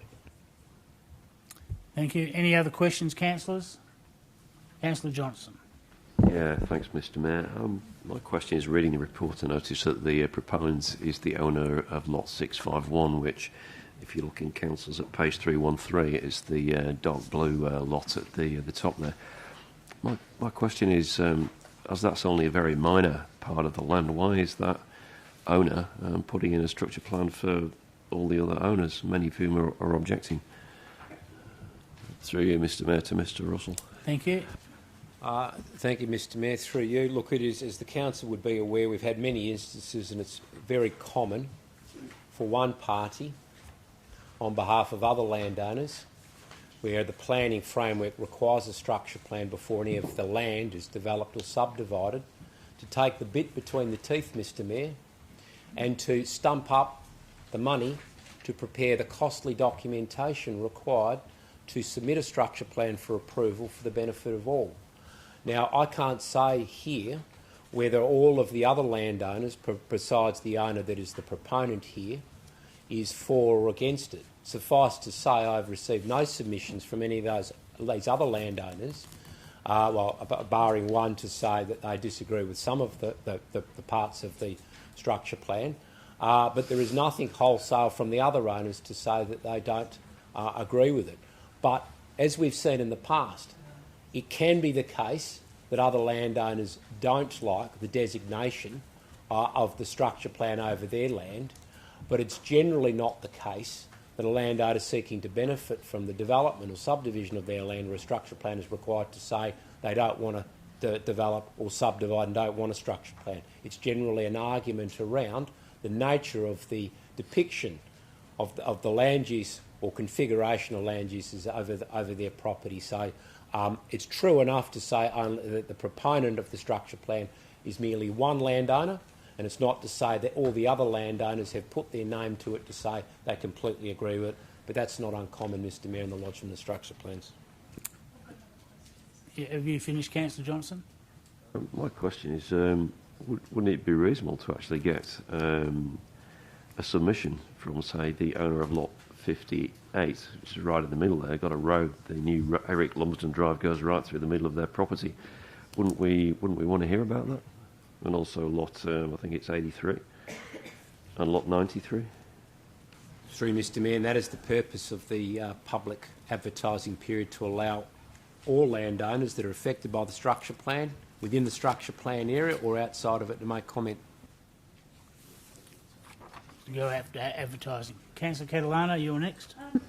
You know the original HESP, I don't know what it stands for, but the original plans, did it actually envisage heavy vehicles to go down that north-south road, this north-south road that's proposed now? Are they the same kind of vehicles that's proposed now, these RAV vehicles with the, articulated trucks, basically? Was what was originally proposed back in 2010? Through Mr Mayor, yes, the purpose of the road there is to act as a physical buffer or delineation between one side of this precinct, which will be the side on the eastern side that abuts the industrial area, and the land on the western side of the precinct and the western side of the north-south distributor road that will abut the residential. So look, the road was intended to focus as a link road that was part of the road network planning for the Hazelmere Enterprise Area Structure Plan. Often it's not necessarily the case. Some of that document did indicate roads that might be appropriately designated for restricted access vehicles. My recollection, but I can confirm details of that before next week, that that's precisely what this road is contemplating. But ultimately, Main Roads is the agency responsible for designating any road accessible by restricted access vehicles. So ultimately they will have to say around this. But yes, this road that is depicted in the structure plan is consistent with its formulated intent for the strategic instrument adopted by Council and the Commission over 10 years ago.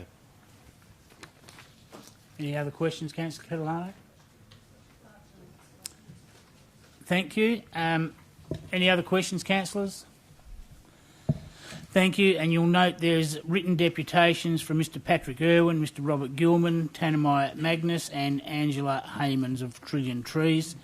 The next item, 4.3, we've already had the deputation from Mrs Arvino, which takes us... I've just got to turn my page. 4.5, proposed extension of tavern and construction of a 2 metre high noise barrier wall, Alexander Drive, Malaga. It's on page 476, councillors, of your agenda, and Mr Declan McCrayan from Urbis is in support of the officer's recommendation. If you wish to speak, you have 5 minutes, and I'll try and tell you when you've got a minute left. Thank you, Declan. Thank you very much, Mayor, and good evening, Mayor and councillors and staff as well. So my name is Declan Crehan, and I'm a town planner at Urbis. So thanks very much for the city for this opportunity to speak tonight. Specifically, I'll be speaking to item 4.5 and promise to keep it brief. So Urbis represents the landowner for this application, and item 4.5 is the development application seeking approval for the extension to the Alexander Bar and Bistro. Firstly, I'd just like to say as well, thank you very much to the city's planning staff. They worked very collaboratively with us, and it was a good process. We're pleased with the officer's recommendation for approval, and we'll be asking that elected members approve this application.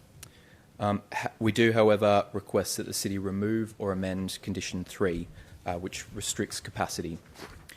So specifically, this DA extension is seeking to include the rear grassed area, in the licensed area of the pub, which is currently excluded from the licensed area. In mid-2021, Urbis lodged a Section 40 application over the grassed area. However, city officers noted that development approval was required prior to Section 40. So the ultimate intent of the extension is to allow for improved flexibility of the use of the venue. Patrons currently cannot consume alcohol on the grassed area. It's a missed opportunity, and particularly in the summer months where outdoor dining is preferred. Significant investment has gone into this site, with the landowner seeking to maintain the venue's relevance and keeping it competitive in the COVID market. So whilst the only built form proposed as part of this application is the noise barrier around the grassed area, there has been a significant investment, and the wall itself is a significant investment too. So as mentioned, we're pleased with the officer recommendation for approval. However, we respectfully request that Council remove or amend Condition 3. Maximum capacity for licensed venues is adequately dealt with through health legislation and liquor licensing.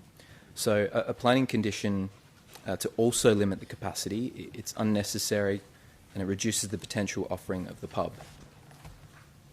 Condition 3 has been recommended on the basis of a parking shortfall. However, the officer report also notes, firstly, that there have been no issues or complaints with the operation of the venue from a parking perspective, even during special events where the grassed area has been licensed temporarily.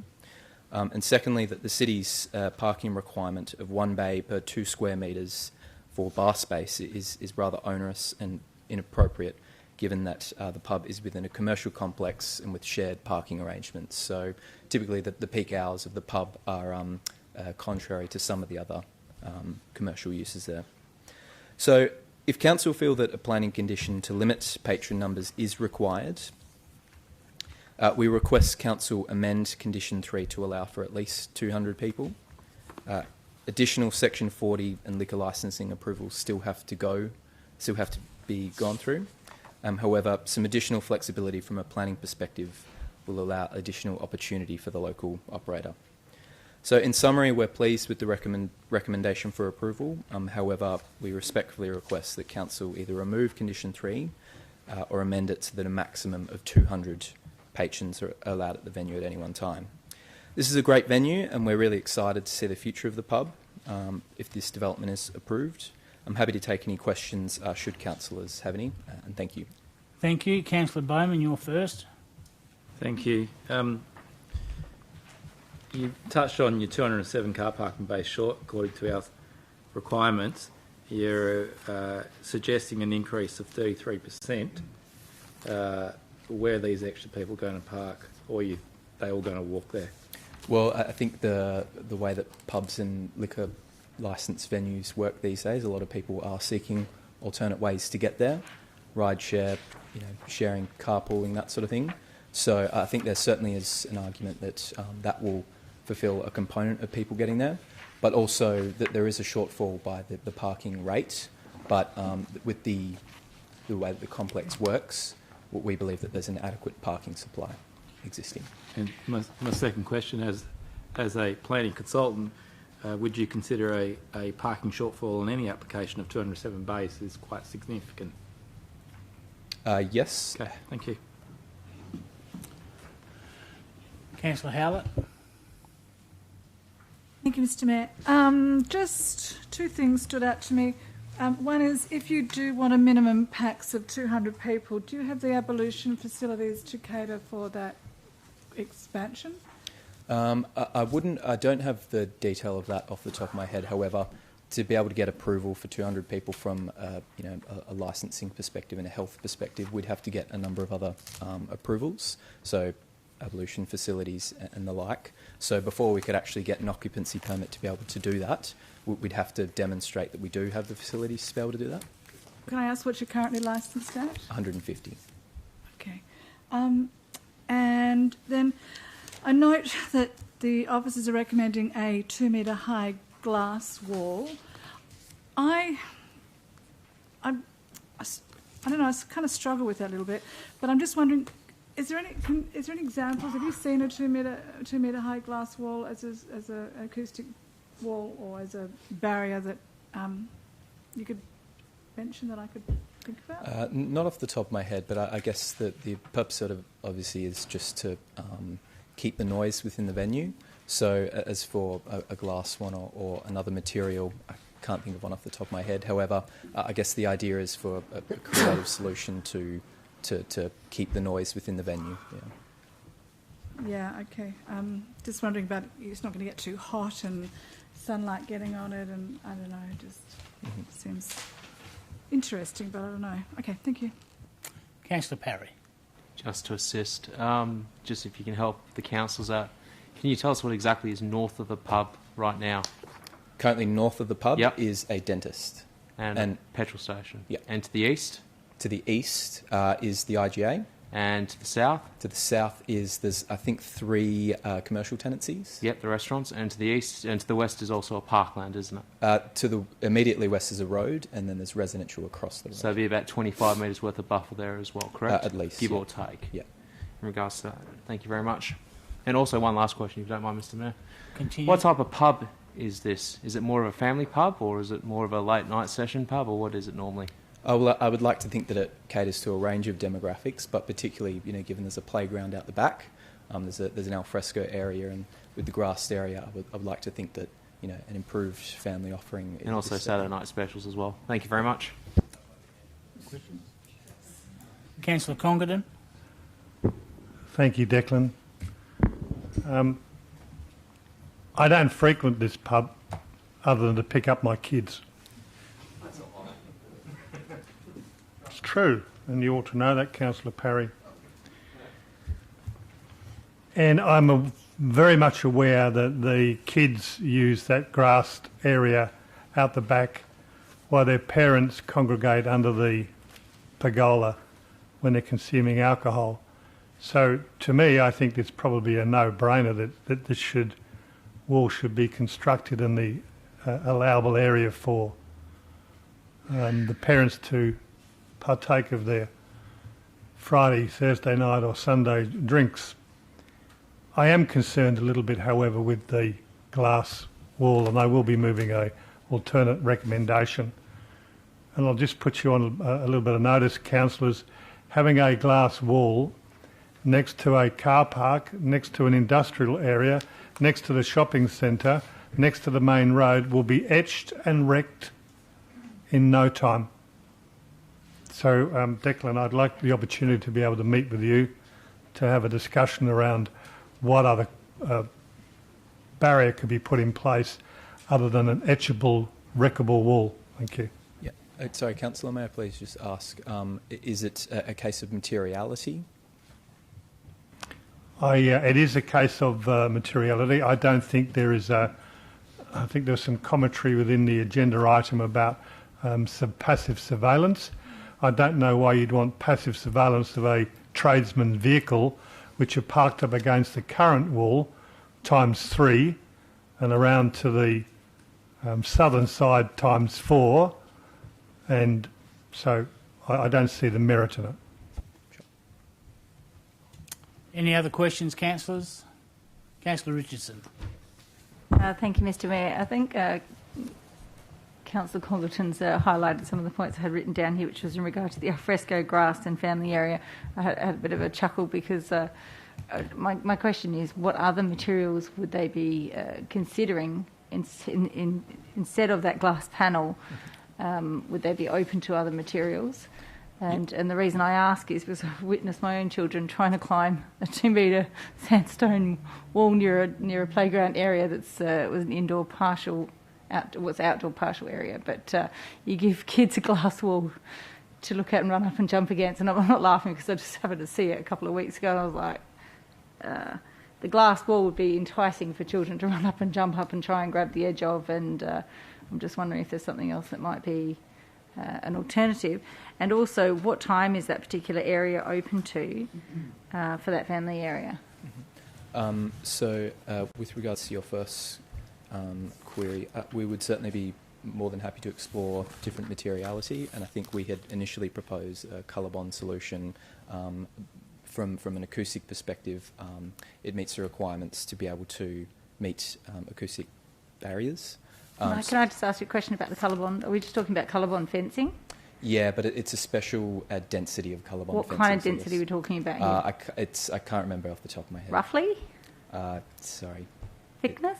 It's not a case of thickness. Right. I had a conversation with the acoustic consultant, and it's not necessarily it's a density.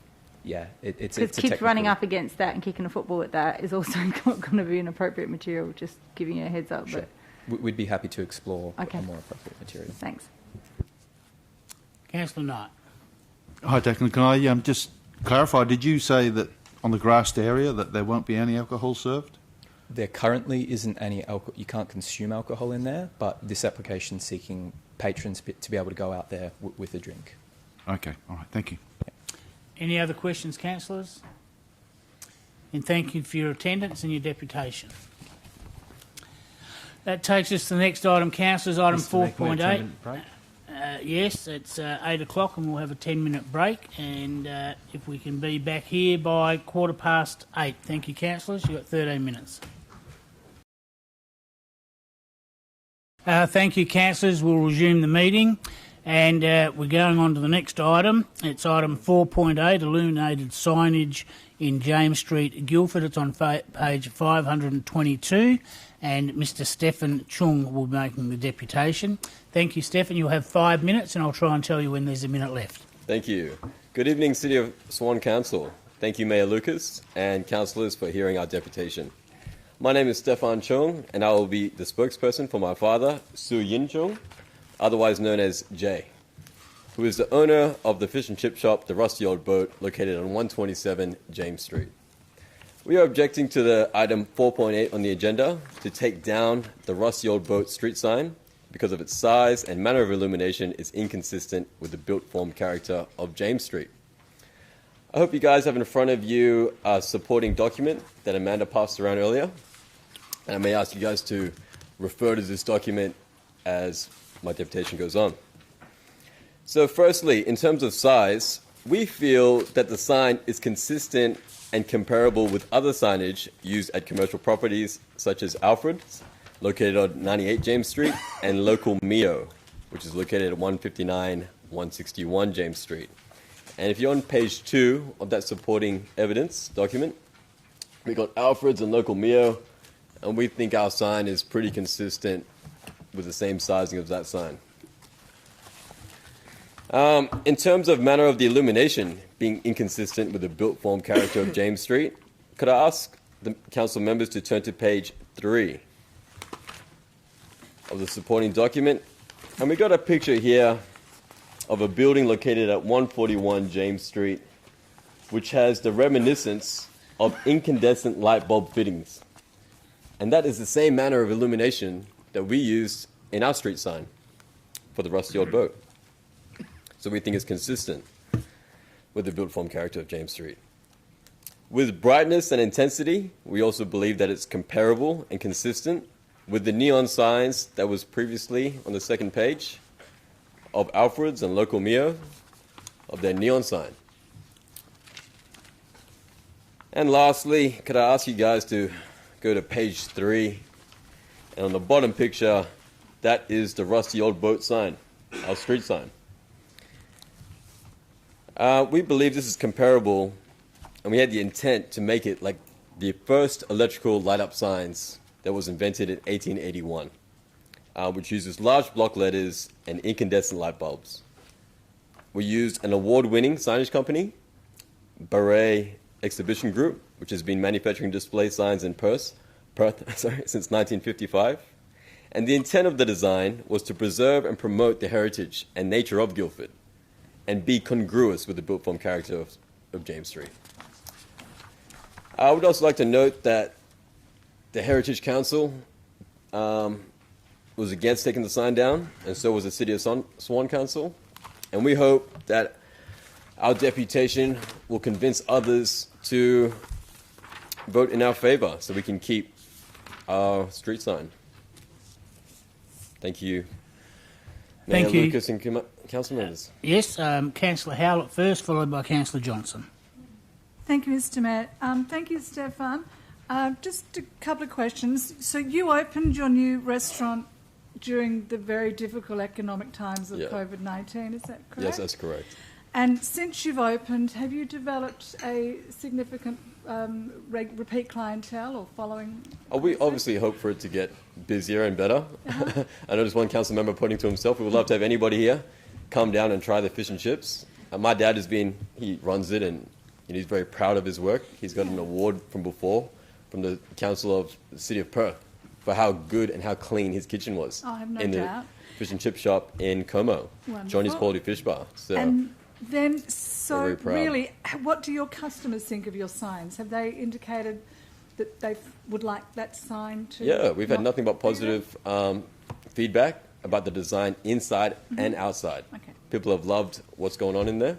And I suppose it's quite significant as a geographical indicator for people that are new to finding your restaurant, that they would see the rusty old boat. Yeah, we put a lot of thought and care into it. If you go into the building, we have an octopus on the wall that is specifically designed. Every piece of furniture has been, thought about and put like a lot of love and care into choosing these particular pieces. And to the sign, we specifically went to an award-winning sign maker, and we said we want the old-fashioned sign so we can go along with the heritage So it sounds like you've aspect. created a real destination place. That was the goal. That's the intent. And it is hard because it's COVID. But obviously, hopefully when that's not going to be forever, and things are going to lighten up, and we hope to be, like a landmark, like part of the, part of the crew. Thank you. Councillor Johnson, you are next.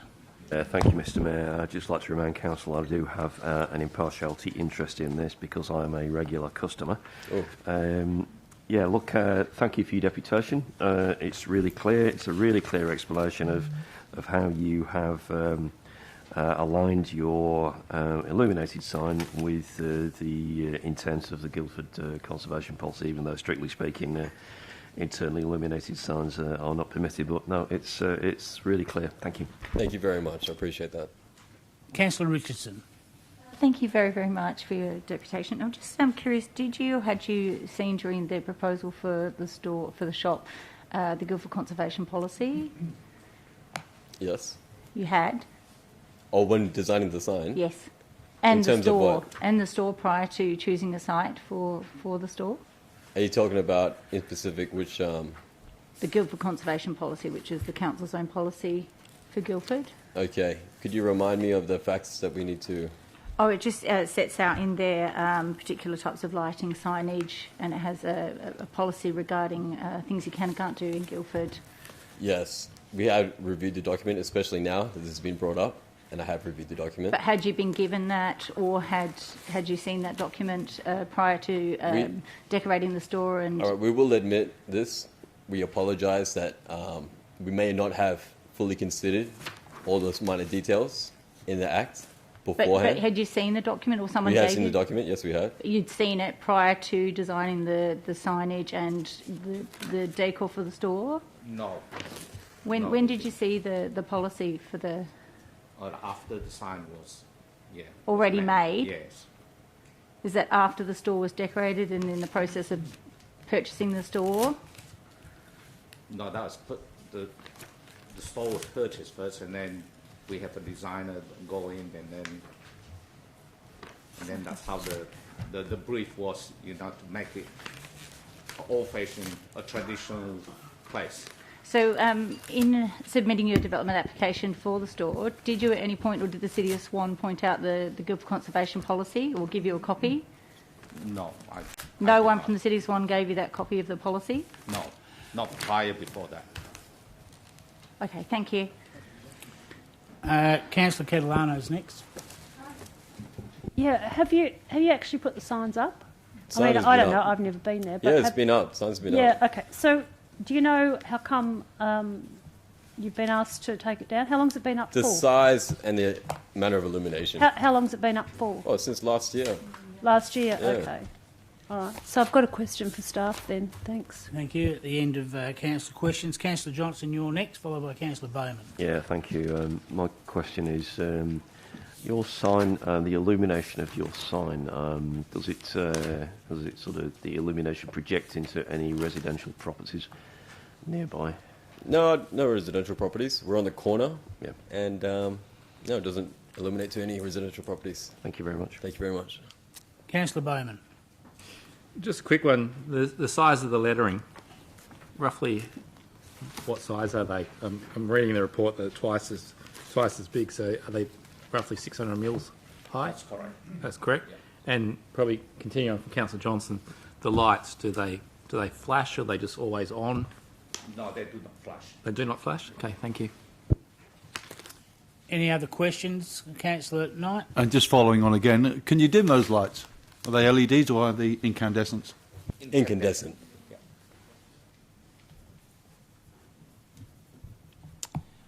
No other questions of Stefan? Then I thank you for your time and your deputation. Councillor Catalano, you got a question of staff? Yes, thanks.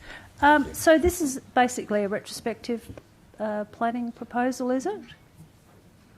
Mr Mayor, that's correct. The application has made retrospectively to the installation of the sign by the applicant. So what brought this about? What was the thing that kicked it off? Because it's been up since last year. Complaints, Mr Mayor? So there were complaints. Okay, all right. Any other questions, Councillor Catalano? No, that's okay, thanks. Councillor Richardson, you are next. My question is to staff. Thanks, Mr Mayor. I'm just curious, at that development stage, why the Guildford Conservation Policy wasn't discussed with the business owner regarding the type of illumination and signage. Mr Russell, if you can answer Mr Mayor, thank you. I'll refer Council to page 523, other relevant decisions of Council. And look at the date, 2010. This property had a change of use to a restaurant. I don't know how recently or how long the current owners have had it, but I would suggest that they weren't the applicants that obtained the change of use to a restaurant, and that they subsequently purchased it with the benefit of the approval for a restaurant. So they themselves didn't lodge a development application with the city to afford the opportunity to present them or bring to their attention the Guildford Conservation Policy. Thank you. Just a question for Mr Russell. These applications that go through, is there not a screening or a tabled document that ticks off the Guildford Conservation Policy and each of those sections in relation to any applications that come to the department to go through with decor, side lighting, everything in that policy? Is there a tabled format which prevents this from happening then, and retrospective applications then coming to council? I'm sorry, Mr Mayor, I'm not quite sure of the question. Is there a tabled document by way of a checklist that comes through your department that can be ticked and checked against the conservation policy, or a checklist that says that the applicant has looked at that policy before they submit that application?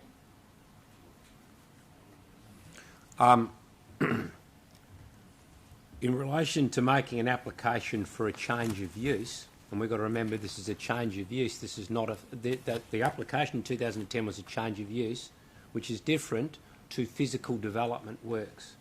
So yes, we do have information extensively in relation to the requirement for a development approval for physical works.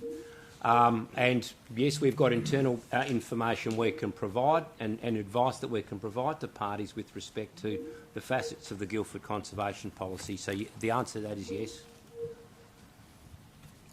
Further question, Councillor Richardson? Yes, thanks to Mr Russell through you. Why wasn't it applied at this point then? Why are we coming back for retrospective approval for signage that doesn't meet the policy? Mr Mayor, I hoped I made clear in bringing to Council's attention that the record of applications was an application made for a change of use in 2010. Now, I can go back and look at that and I would probably presume to find that it was not for physical works and it was an application made by a different party, not the party that we have here, that simply purchased the lot, designed the signage and did not make any application or by their own admission any inquiries with the city staff at all. And my question relates back again. This is a continuing process whereby this seems to skip through those finer details somewhere in the system, in that tabled, itemised list of the conservation policy, even though it wasn't provided to the applicants or to the previous owners, that it seems to slip by until the next applicant comes to the same stage that we're at now. Where in that process, Mr Russell, do they get given a copy of that conservation policy? Mr Mayor, Mr Van Lien. If I may try to add something to this.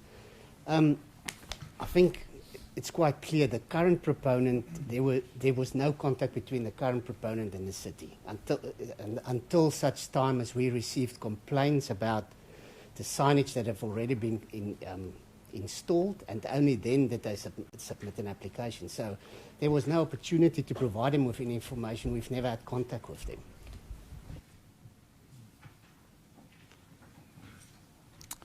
them. Councillor Johnson, you're next. Thank you, Mr Mayor. My question is just to clarify this.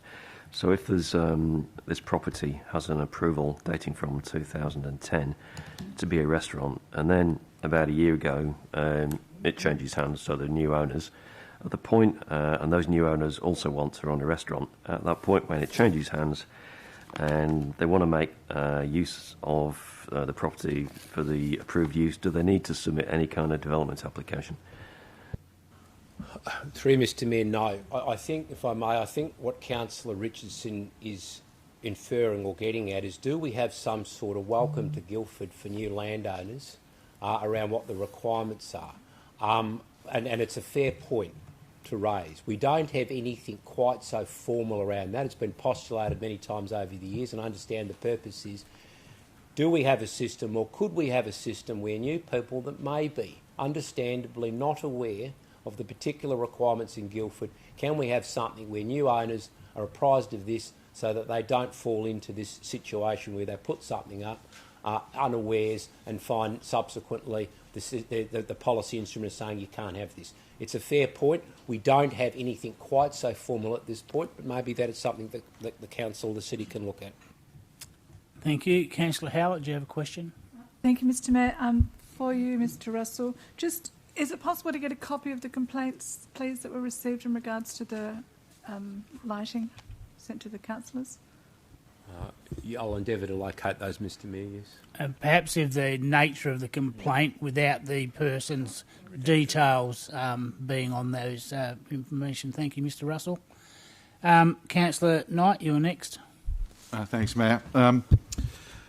There's another one in 4.7. So that's another. It's a neon sign that's being refused. And then I note that Alfred's sign, which is a neon sign, is approved. What's what's the precedent and everything? What are the rules here? The rusty old boat seems to fit quite well into the Guildford. It doesn't seem to be incongruous to me. I don't know if anyone can answer that question, Councillor Knight. Its beauty is in the eye of the beholder. There is a Guildford guideline. Pardon? There is a Guildford conservation policy, and it clearly states in there what signage can and cannot be had.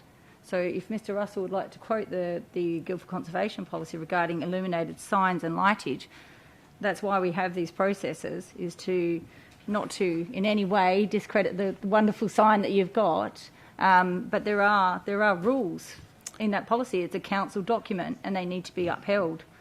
Well, it's a policy and council can change it. It's a policy that needs to be upheld. Councillor Prodovnik.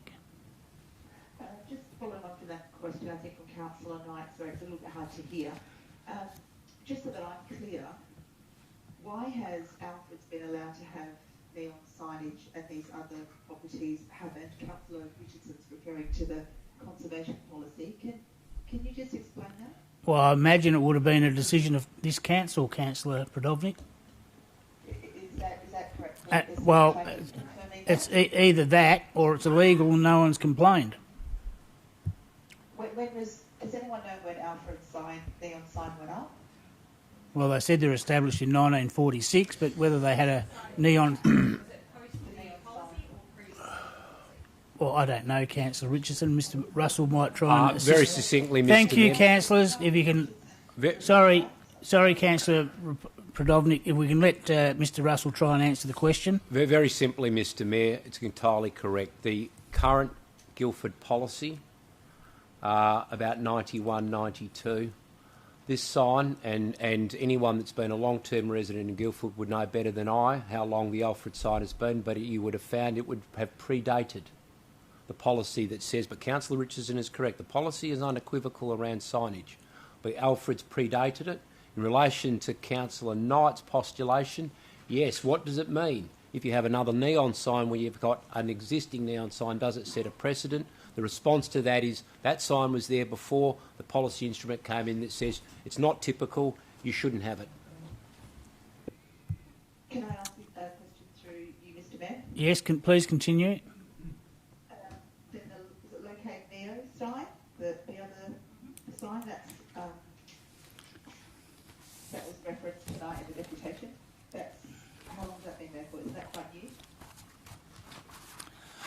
I don't know when the sign was put there, and I don't know whether Mr Russell can assist us or not. Through Mr Mayor, this is news to me. I often drive through James Street at night. I don't recall having seen this sign, and I don't know how recent it is. I can certainly say to you it hasn't got approval.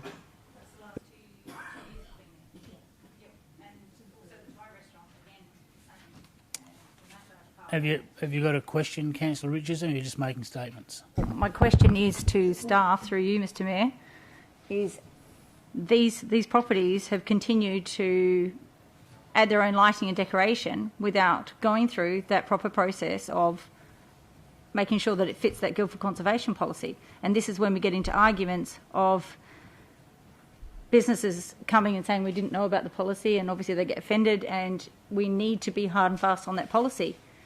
And it's not their fault that they didn't get a copy of the policy. It is the council's fault that it hasn't been given to them and discussed with their applications. And that's something that we'll address very shortly. But there is prior to the policy, 91, 92, but then there's also businesses that continue to do this because we are not being hard and fast on the rules. So that needs to be addressed. Well, I'll just say it's a policy and council can make...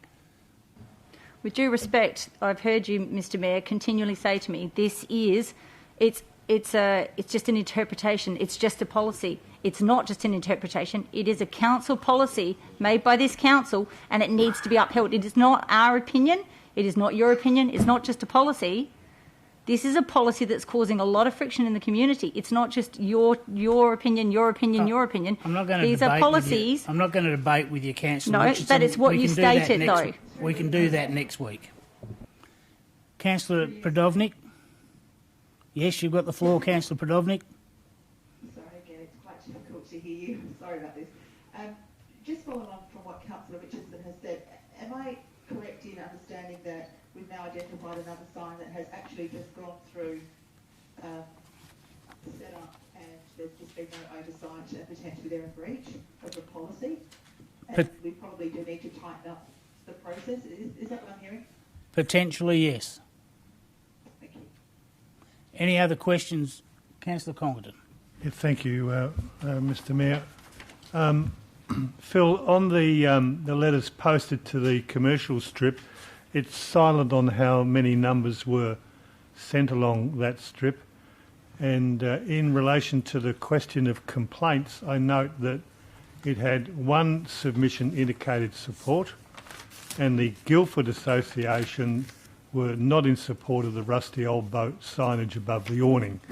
So you're telling me there are other complaints other than what is listed here in the report? It has one submission indicated support for the signage, and then it said the Guildford Association advised it is against the rusty old boat signage above the awning, but the other stuff they're quite happy with. So I heard you say there were other complaints. So did you receive other written complaints? No, through Mr Mayor, what I'd indicated to the original action that prompted us to take compliance action to invite the lodgement was based on complaints. But in relation to the advertising of these applications, it's fair to say there were minimal complaints. I don't recall that there were any complaints from other businesses in the James Street strip, but as is noted in the report, the association has made a submission correctly pointing out that the signage is inconsistent with the policy, yes. Councillor Johnson. Yeah, Mr Mayor, I'm just looking up what it says in the policy, because what I've found over the years with the Guildford Conservation Policy is that what people think is in there is not what is actually in there. So what it says is it's not usually necessary to create or recreate a historic character in the advertising, but some modern standardised corporate advertising, for example, those which are large in size, internally illuminated and or bright in colour, will not usually be appropriate in a heritage area. So there's a lot of ifs and buts in that, as it can diminish the integrity and individuality of the area's historic character. So that's something to be considered. And the other one is, it says illuminated signage is effective for nighttime promotion, which is, I think we'd all agree with, and is best suited to heritage buildings in the form of illumination from external lighting. So that's what it says. So it's not a ban on illuminated signs as such. It appears to be saying that certain kinds of brightly illuminated signs, and there's a preference for externally illuminated signs. So that's what it does in there. So it is a fact that there are rules, but the rules are Point of order, Mr Mayor. Somewhat ambiguous. What's your point of order, please, Councillor Bowman? 2.6 subsection 7. I'll just ask you to elaborate, thank you.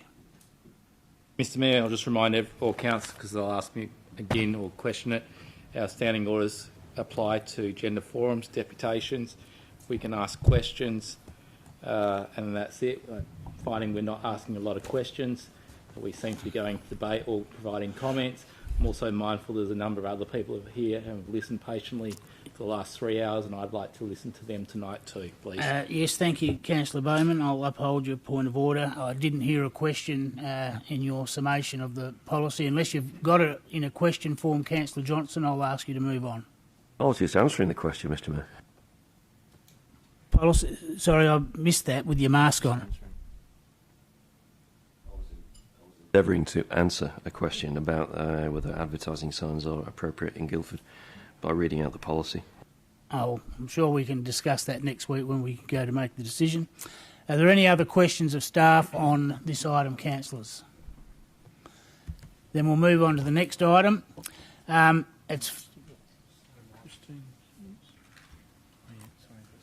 Move on to the next item. It's item 5.1, intersection modification of East Street, Walter Street and Swan Street in Guildford. Do I have either Christine Hughes or Jude Smith or Smythe in the gallery? No. And you'll note, councillors, there's a written deputation from Corrie Benitez against the recommendation. and there's a possibility that that item will be withdrawn from the agenda next week by the CEO. Moving on to item 5.2, proposal of the City to manage Western Australian Planning Commission owned lots in Devon Street, Woodbridge, on page 573. And I have in-person deputation from Lynn Deering.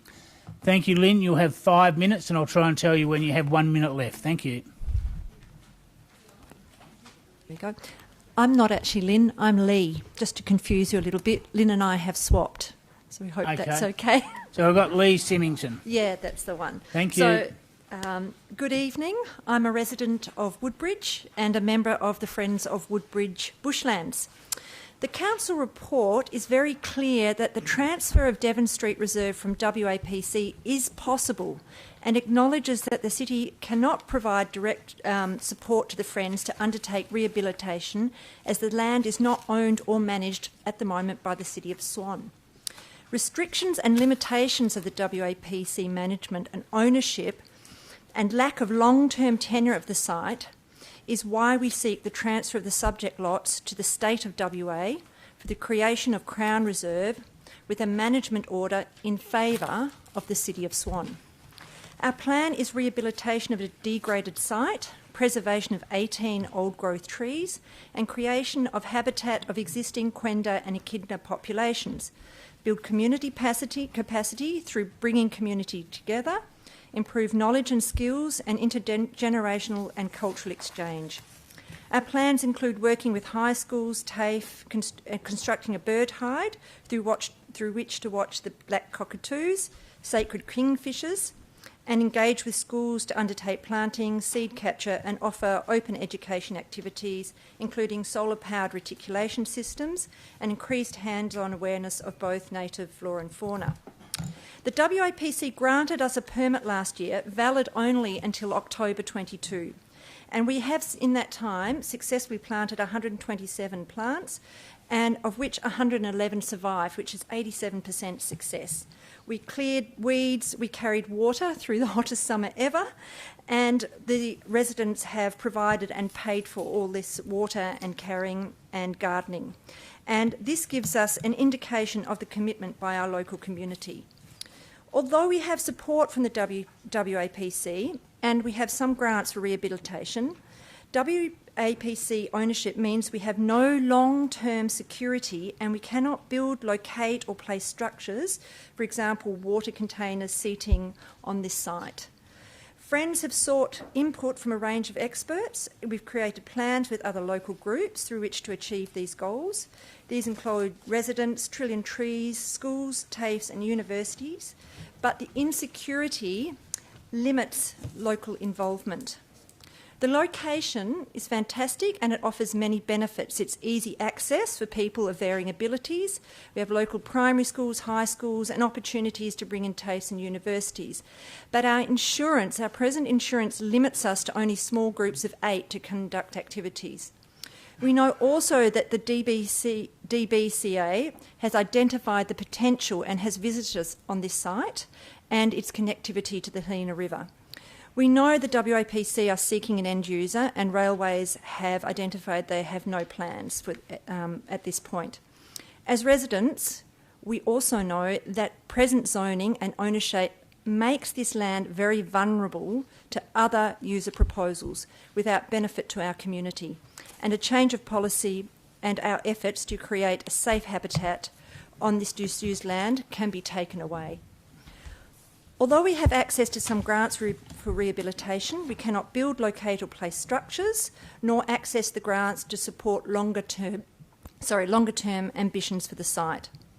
We understand one of the council has concerns about the extra cost to the budget, which are estimated at $14,400. At a worst, and this would be the worst case, should community support and our grants be withdrawn, which is extremely unlikely. But this amount, when we hear some of the other things just for trees, is trivial. It's a trivial amount when considering the non-financial benefits and risks involved in not taking over this land management. Once security is given, Friends will have access to bigger grants and sponsorship. You have 1 minute left, thank you. And can offer to offset these costs. Once underway, the development won't be about or dependent upon one group, as there are schools and many other groups involved. We are focused on rehabilitation of the site, as we have known Quenda population and echidna, a large range of beautiful kingfishers, rainbow bee-eaters and black cockatoos frequent the site as it connects the river to the wetland. All the pressure from development and the availability of native habitat going on all around us, this site provides some of this habitat for our native animals safely without human interference. The proposal to adopt Devon Street as proposed should be supported and the recommendation rejected. Thank you. Councillor Bowman, you've indicated a question. Thank you for your presentation. Just the first question, the Friends of Woodbridge Bushland, my understanding, am I correct, that they would be managing this land? Yes, yes, that's right. And the second question is, what sort of financial outlay would you be asking from the City of Swan or assistance in future years? We hope to get funding to be able to look after and manage the land, so we don't see that you would have to outlay anything. Okay, thank you. Yeah. Any other questions, councillors? Councillor Johnson. Oh, sorry. Yeah. Like, you may have answered my question, but my question is really, does your organisation have the resources to actually manage this land? We have a number of grants and we also have support. So we've met some ministers out on site and they have indicated that they would also help us locate grants to manage the land. So... but do you actually have like the people power to actually do the work? We've got the people. Yes, we do. We have 30 really engaged members who we had a watering plan over the summer, and we've got additional 50 members also involved, but 30 closely involved, but about 80 people who are involved in our community. Okay, yep. Thank you. Any other questions, councillors? Seems to be no further questions, so thank you, Lee. Thank you. And the next speaker on the same item is Mrs. Lynn Deering. Thank you, Lynn. If you try not to repeat anything that Lee's mentioned, and you've got 5 minutes. Thank you and good evening, Mayor and councillors. As mentioned, our agenda item is 5.2. My name is Lynn Deering. I'm a resident of Woodbridge and speak today as the interim president of Woodbridge Ratepayers Association, Inc., locally referred to as RA, and throughout this deputation. Have any of you ever enjoyed an ice cream sitting under the gazebo at Harper Park? Or taken children fishing to the reinstated Woodbridge jetty? Maybe with family you've shared time at the Woodbridge Riverside Park. Yes? No? Nodding heads? Thank you. These amenities came into fruition because of the vision and the enthusiasm of residents who brought to council 20 years ago views and ideas on uses of then degraded and disused land. At the time, none of these areas were notable, known or major draw cards like they present today. Back in 2003, land now called Harper Park was being proposed for sale and development. At the time, the costs were posed as a reason why the creation of Harper Park could not be supported. However, it was the residents, and through their ideas, that saw a portion of the basketball courts sold, which made possible funds to be channelled back to support the park's upkeep. If it hadn't been for our community's vision and councillors' support, these loved, well-used amenities in Woodbridge may not exist today. Now, this is what the proposal by Friends of Woodbridge Bushlands is doing. Council, hearing and understanding the perspectives of residents is valuable. Residents support this proposal because they daily are aware of the pressure and stress being placed upon Quenda and echidna populations in these pockets. Quendas are suffering due to inappropriate human interactions, e.g. feeding, dogs and cats, and vehicles. Residents hear and see the encroaching development and removal of trees along Bushmead Road that presently serve as a major black cockatoo roosting site.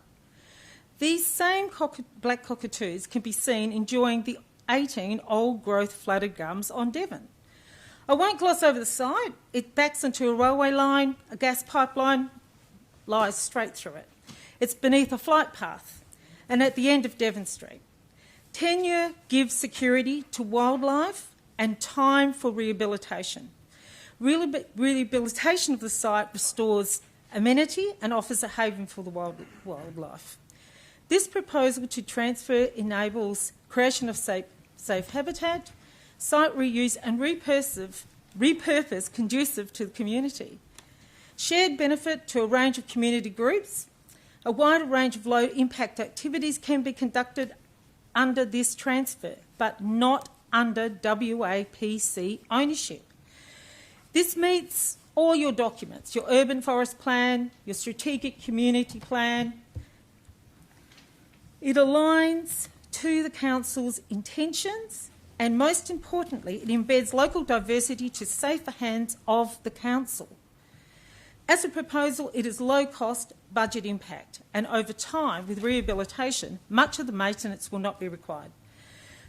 I say Railway supports this proposal. It offers a unique valued proposition, and commend the 180 residents who signed the supporting petition in 2018. Now, support exists beyond just those who live in the area. Donna Faragher and Michelle Roberts have visited the sites. They also conclude that the present ownership increases its vulnerability. You have 1 minute left, thank you. For Minister Dawson, WAPC David Caddy, Minister for DBCA Amber Jade Sanderson. This is not difficult. RA is aware that WAPC support our council being the end user. This is an opportunity to low cost and low risk with considerable benefit. This changes the status of the land to Crown. It changes the fact that it is highly insecure where it sits and who it is managed by now. We support the proposal. In 5 years' time, let others talk highly of the valuable difference Council made in 2022 by transferring this site to enable longer-term viability for rehabilitation and habitat. And maybe they will speak proudly of the wonderful contribution it has made to our community in that time. Thank you. Thank you. Any questions, councillors? Seems to be no questions, so I thank you for your attendance and your deputation. You also note, councillors, that two of the speakers tonight have made written submissions, and also one from Mr Simon Ashby, a written submission. Takes us to the next item. It's item 7.7, Annual Meeting of Electors, Motion 25, request to withdraw support for Eastlink on page 829 as a written submission by Mr Patrick Irwin.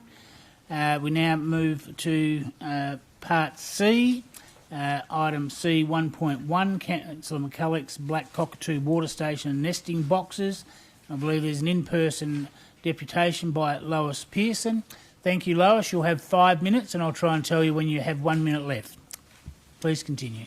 Kaya Yaran, Nanyang Quirl, Lois, Mort Budja, Bullsbrook. Birds matter. Birds matter to me. For millennia, birds, including Nagalianak, the short-billed, white-tailed, black cockatoo Wajula named Carnaby's cockatoo, and Karak, the red-tailed black cockatoo, have flown the skies, drank from the creeks, ate from the bushes, and slept in the trees of the Swan coastal plain. Long before this city of Swan was ever imagined, these lands were their home. Their large bodies used to form massive black clouds as they moved across the city of Swan's skies, their mobs comprising of tens of thousands of birds. But you and I, we can no longer bear witness to the mega flocks of Nagalianak moving from the wards of Pearce and Gidgegannup in the north, across the city's plain to the feeding and roosting grounds of Altone, Midland Guildford, Swan Valley and Whiteman wards in the south. Quite simply, their numbers are decimated, a direct result of continued human-led natural resource exploitation. Nagalianak is suffering because what we humans are taking from them. We remove their food trees, and we steal their bedrooms. We alter their water supplies, and then we invade their safe spaces with glass, vehicles, dogs and cats, and simply more people. They are now a listed endangered species. Now, hearing all this, you're probably sitting there thinking, well, why bother? Why bother trying to save Nagoyinok? It's hopeless. That these birds are past saving, and city money and time would be wasted doing things and placing things like elevated watering stations into all the wards.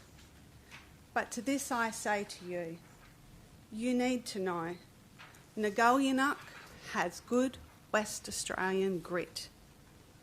Out of all the endangered birds throughout Australia, and trust me, there is plenty, Nagoyinok will grab that lifeline you throw to them and maximise its use.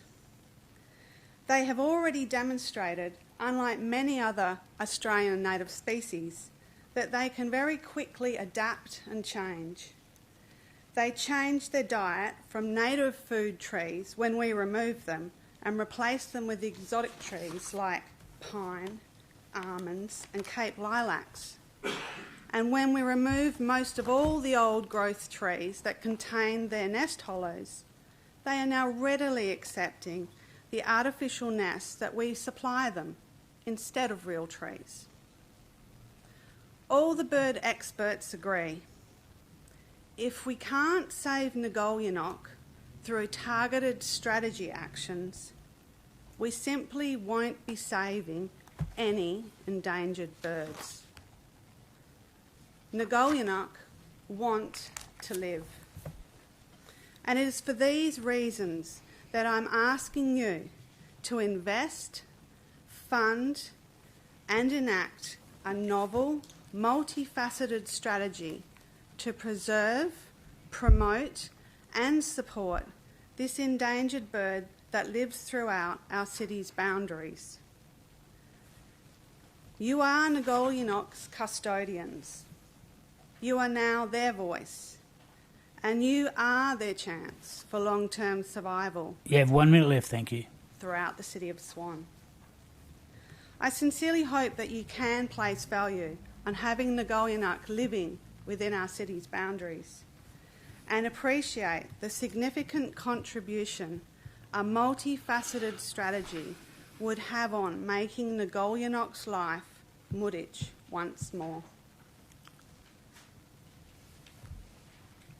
Is that the end of your deputation? Thank you. Any questions, councillors? Being no questions, I thank you for your attendance and for your deputation. Thank you very much. Takes us to the next item. Also note councillors received a written deputation from Pat and Debbie McEwen from Save the Kiara Bushland Group in support of the motion. On to the next item, C1.4, Councillor Zanino's realignment of national freight route. It's on page 843. Have one person in deputation, which is Mr Gavin Troy. I spoke to Mr Troy earlier and I've allowed him to have 8 minutes and not a second longer.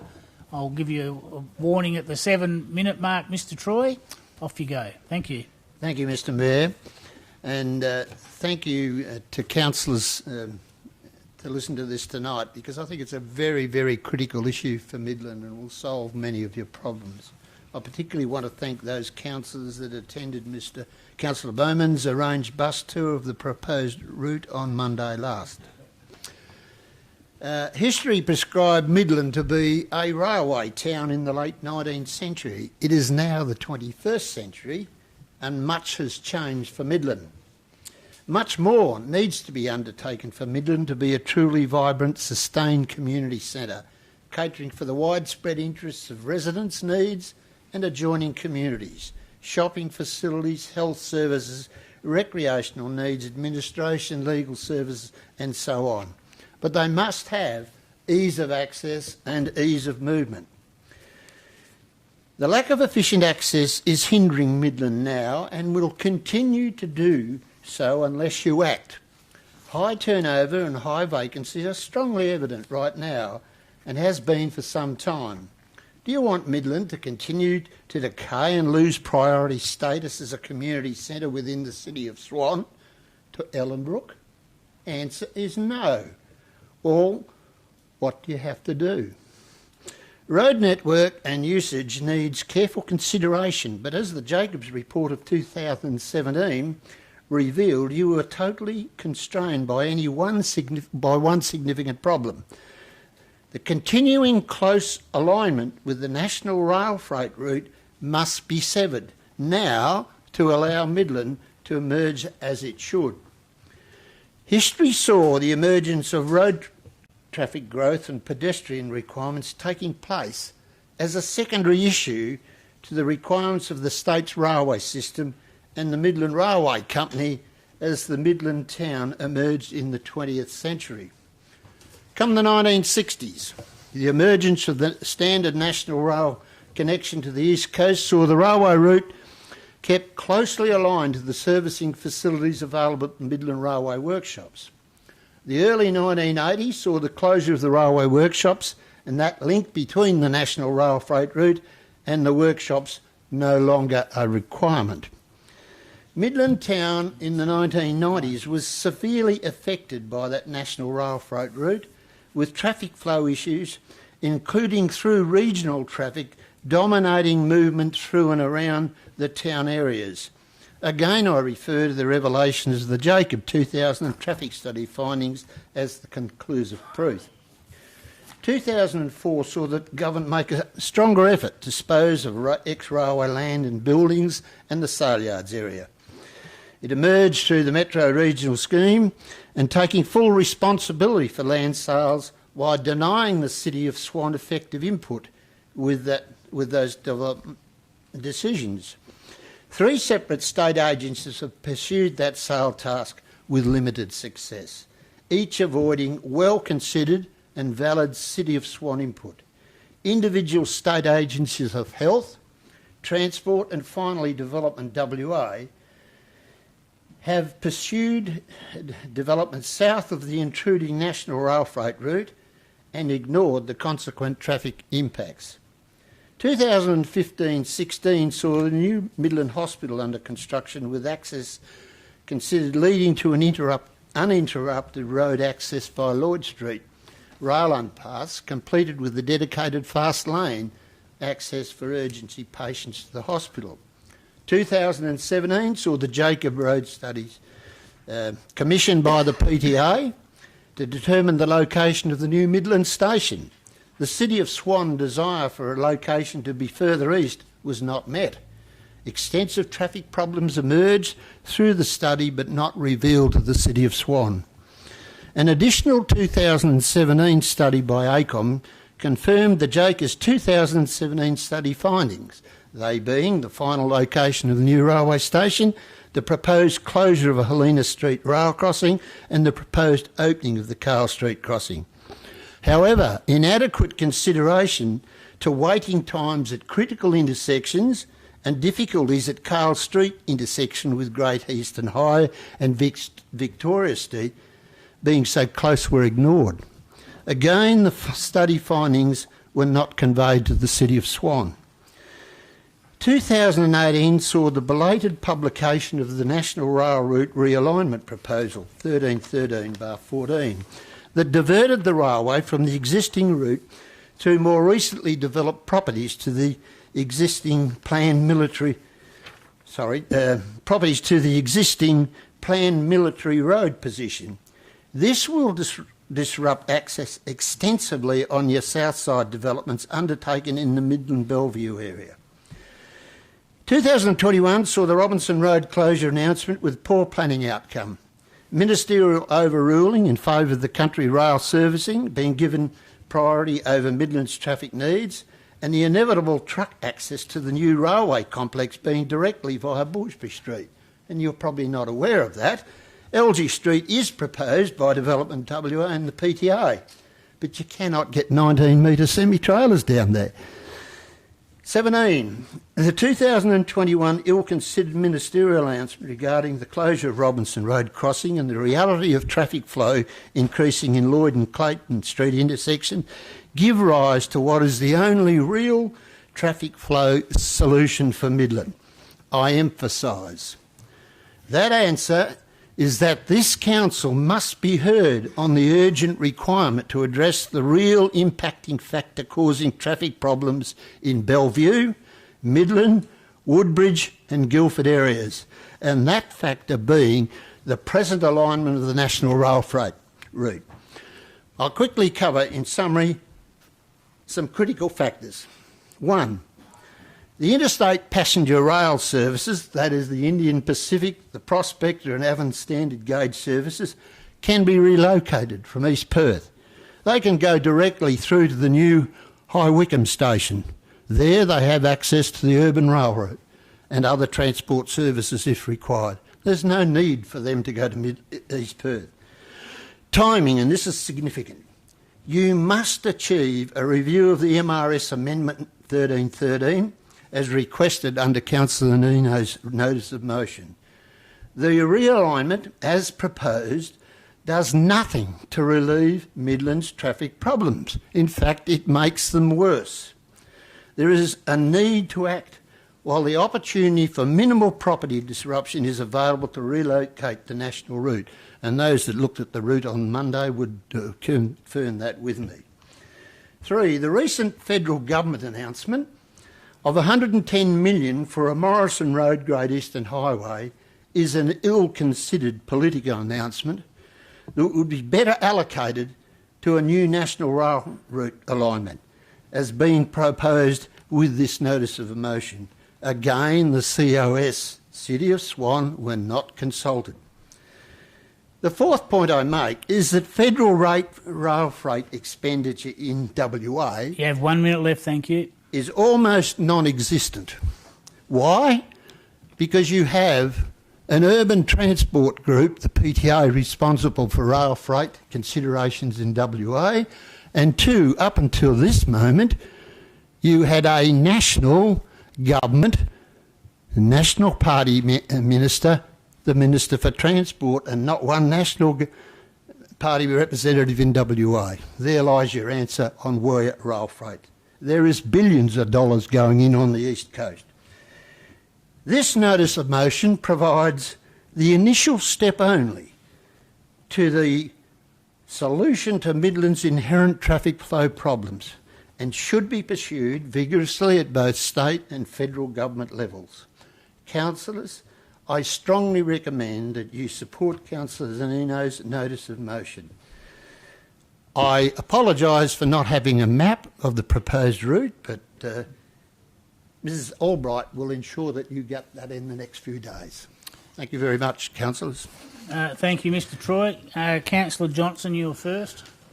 Thank you, Mr Mayor. Yeah, my question really goes to what Mr Troy has just mentioned, the absence of a map. So there's a description in Councillor Zanino's motion of the alternative alignment. So for councillors who are not aware, there's an existing 2018 amendment to move the freight out of Midland. So there's a current plan for that, or there's a planning framework for that. But I cannot understand where your alternative alignment would go, because it would take the train line right through Bellevue, which is a heritage area, and right through the new Mundaring sort of subdivision that's been put in place. So where would it go exactly? I'm very happy to answer that question. That was part of our visitation on Monday. Oh, thanks. Okay. Instead of taking a near 90-degree bend from the foot of Greenmount and bearing back into Midland, you take about a 15-degree and you run across through a line that's very close to the Bellevue RSL. I believe the Bellevue RSL has folded up. It is an old building, and it will go through and line up with the first street that comes in on Clayton Street from Helena Valley. That is Clayton Street, right near a major power installation. There's a requirement to move Catherine Street about 30 metres without disruption to other properties. Very simply done. You then take a bridge across the Helena River at that point, finish up on the south side. If you go there and visit the bank, as the others have done, you'll find it's minimum disruption to that area. You can then decide whether you're going to run the standard gauge in its east-west routing along the Great Eastern Highway bypass. You either do it on the north side or do it on the south side. The current alignment is the midsection there, which is showing you that. So what many councillors are not aware of is the area of industrial development bounded by Roe, bounded by Clayton, bounded by existing military road. They're going to become a backwater. It's something that's been completely overlooked in the considerations to date. So I guess my next question, I've got a copy of your alternative alignment here, and when this was looked at in 2018, a number of alternative alignments were looked at. So your alternative alignment is mostly in the Shire of Mundaring, which is great for the City of Swan because it means it's not our problem. But are you also doing the same presentation to the Shire of Mundaring? I intend to do that. Okay, but let me point out... They are the ones impacted. It has almost no impact on the City of Swan. Could I address the point you raised about the urban development? My route will not touch the urban development. It'll be on the east side of it. I can see that, but here's a question for you. That is a very substantial residential development in Mundaring on an enormous scale. It's going to put an industrial freight line right through it, whereas the existing alignment puts the new freight rail through brownfield industrial sites in the City of Swan. I do not go through the urban development in the Shire of Mundaring. I go to the east of it. And if you care to go and visit the route, you will see clearly what I'm referring to. But surely, the question is this, but what about the environmental and amenity impact on the Shire of Mundaring? It's not for us to consider, but you'll have to take it up with them. And the other question I've got is, how does this different alignment make any difference? How is it advantageous to Midland as opposed to the existing proposed alignment? I can't see any difference. Well, it doesn't cause intrusion on the area I just mentioned. It makes the traffic movement on the south side of Clayton Street immeasurably better. It avoids severing that light industrial development to which I just referred. I think there's significant advantage for the City of Swan and its residents. Significant. I've got no problem with considering this, but it's been considered before. Not on the path that I'm suggesting.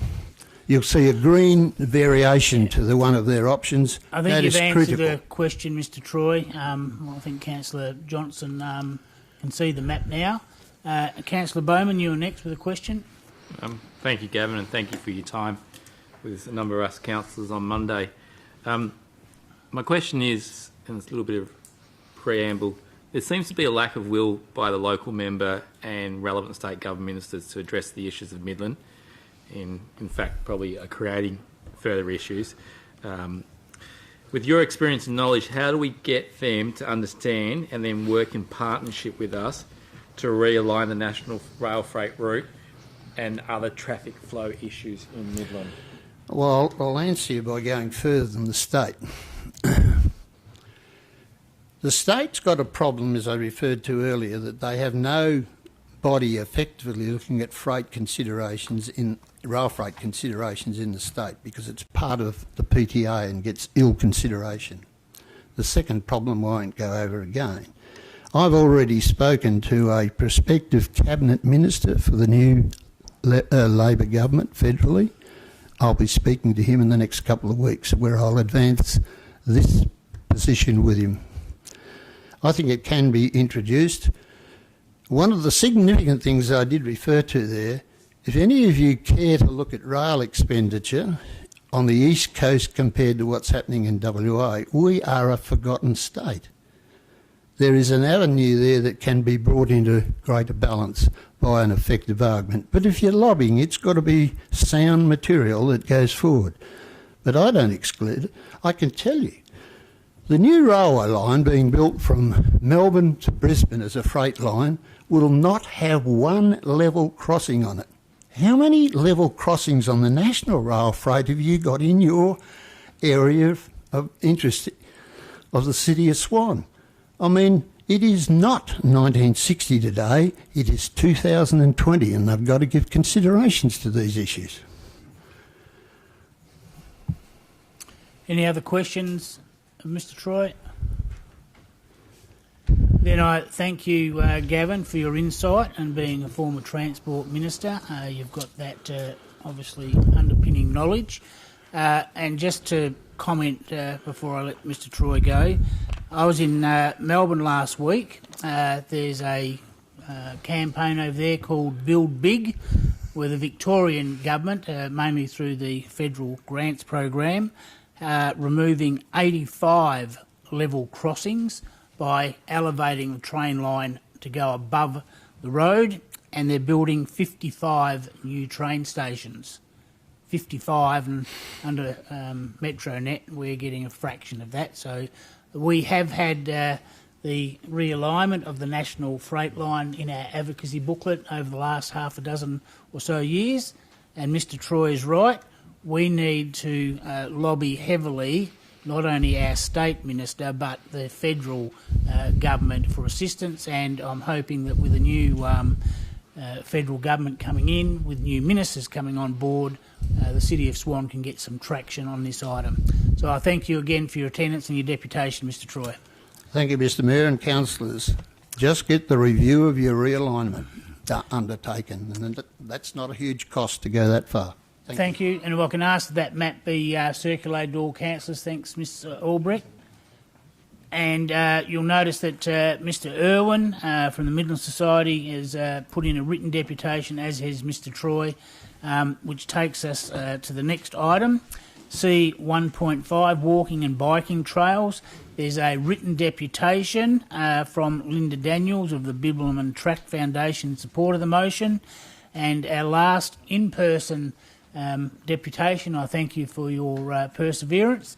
It's the Allenbrook Arts conditional grant, the performance report. Now, councillors, this is a confidential item, and as I'm not sure on what Gemma's going to say, I can't preempt what you might be addressing, but would you feel comfortable if we went behind closed doors? Are you going to discuss any issues that maybe have got a confidential nature, Gemma? No, nothing confidential. Okay. Well, then I'm happy to remain in open, and you'll have...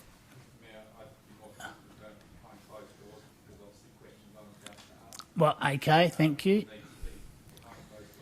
Thank you. So I've got a motion to go behind closed doors from Councillor Bowman, seconded by Councillor